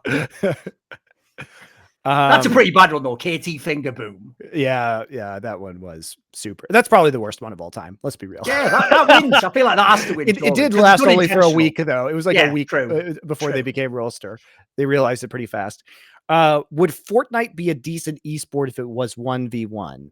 I mean, look, Fortnite is a highly mechanically demanding esport. It's incredibly impressive that players can do that level of building. Like, it's hard to fucking do that, but it's unwatchable as a result of everybody just building a tower in the sky. So like, I just feel like 1v1 would just be 2 people building shit with each other, which makes it not a very good viewing experience. It's also, it's a challenging game though. There's no question that is a very difficult game to play. The problem is it's by definition a paradox, isn't it? Like, say it was a 1v1 game as an esport, then why would all the kids who play Fortnite watch it? They wouldn't. Therefore, it'd have no viewership. The problem with that game is it inherently never made sense as an esport. The whole premise is now we can have servers where you can have a bazillion people all run at each other. Well, how's that going to be an esport? The premise of an esport is like set defined amount of people. Like, again, like to me, it's like I don't worry about it. Like, luckily, if anything, that was just like a side track esports went down. It didn't really ruin the scene or anything. But like, it was never going to be a real esport. If anything, that's what's held back whatever the next big esport is. We sort of just took a weird divergence down these battle royales. All right, final question this week. What do you think about the fake crowd noise that they use at TI? Initially, I didn't like it, but it grew on me. Should other events use it as well? So here's the thing. No, it shouldn't be used because we don't have an audience. This is where people's lack of creativity in this industry really bothers me, because they think to themselves, well, we don't have a crowd or whatever. So we're just going to use, we're going to use fake crowd noise. Yes. How about you actually use your fucking brains for a second and think about what you do have? So instead of fake crowd noise, why don't you take all of the players or casters who are there, put them in the same location to watch the games, and then do a cutaway shot of all your favorite pros or casters in the green room reacting to what's happening on camera, because that's more fun and actually integrates what you have on site. So like, that's what I don't get. It's like, why would you use fake crowd noise when you can just come up with an alternative solution that is more interesting to solve the problem? Here's a good one. Anyone who's ever seen UFC, sports, will know this angle. You know, when they'll show you, and here's the moment that finally, you know, this fucking team that never won, and look, we're back here at a pub in Ireland, and they've won. Why not just have a bunch of people in a totally remote theatre, watch the game who are massive Dota fans, and anytime you want, you can cut to them going fucking mental when they get the roast shot or whatever. Like, again, these aren't even, that's not even that creative. It's just basically, do you have technology in the internet? Yes, do it. You know what I mean? It's so frustrating. Who sat down and go, it's all right, we've got the technology, we can just put fake noise in. Like, that's the worst solution. That is by definition the worst solution. It's like the people don't even think about the problem that they have, or like what, like they don't even bother to consider what the issue they're facing is and what possible solutions could be. It's actually mind-boggling, and it happens every fucking day in esports, and it's so confusing every time. So it's just a lack of asking the basic questions. Like, look, is it the worst thing in the world? No, it's whatever. It's not detracting from the experience. It's fine. It's not a big deal. But when you ask, like, should other people do this? It's like, no, let's just figure out if the purpose is to convey excitement about the games, right? And to make it feel more impactful, why don't we look at what we've got, the tools that we have, and see if we can do this in a better fashion that doesn't involve fake crowd noise? And the answer is yes. Does it take more effort? Yes, it does. But there are other ways to do it. There might have actually been another explanation for that, though, which is, do you remember in the 2000s, there actually was that thing in the NFL where it was claimed, I think the Colts and a couple of other teams did used to pipe in like extra fake crowd noise so that the stadium that was already epic would be like, oh my God, you can't hear anything. Like, I've heard that there were some NFL teams who did that. So maybe they just took cues from that and did it in TI for some reason. All right, I forgot. I skipped one question. Will you be teasing any of the potential future Grog rewards you're considering implementing? Should current 25 holders stock up on more Grog? You already did, didn't you? Grog to the moon. Yeah. Basically, like, here are things we're considering. These are not promises. We are considering doing live events next year. So, for example, during important finals, Thorin and I might get together at a location and have tickets where you guys can come and drink, and we'll do some live content, and we'll have a good time watching the old esports together. Merchandise is another one that we are considering doing. So basically, the idea would be is that you would be purchasing these in the Grog amount that would be consistent with the US dollar cost of these things, which if Grog goes up or down, will fluctuate on those prices. So, you know, that's one of the things we want to do, is start to expand in terms of live events, like these viewing parties, merchandise, other things that could be fun. So do you want more Grog? I don't know. I'm not here. Maybe even do a live episode of Summoning Insight. Imagine that. Yeah. You know, there's a possibility we do our own like live pre-show to a Worlds match in NA next year. Or we do, maybe we'll just go to the city that Worlds is in, and after the games are over, we'll just have a fucking party at a bar that you buy tickets for. There you go. So once you get out of the matches, go have a few drinks. So yeah, we're working on this stuff. We will see. All right, that's it.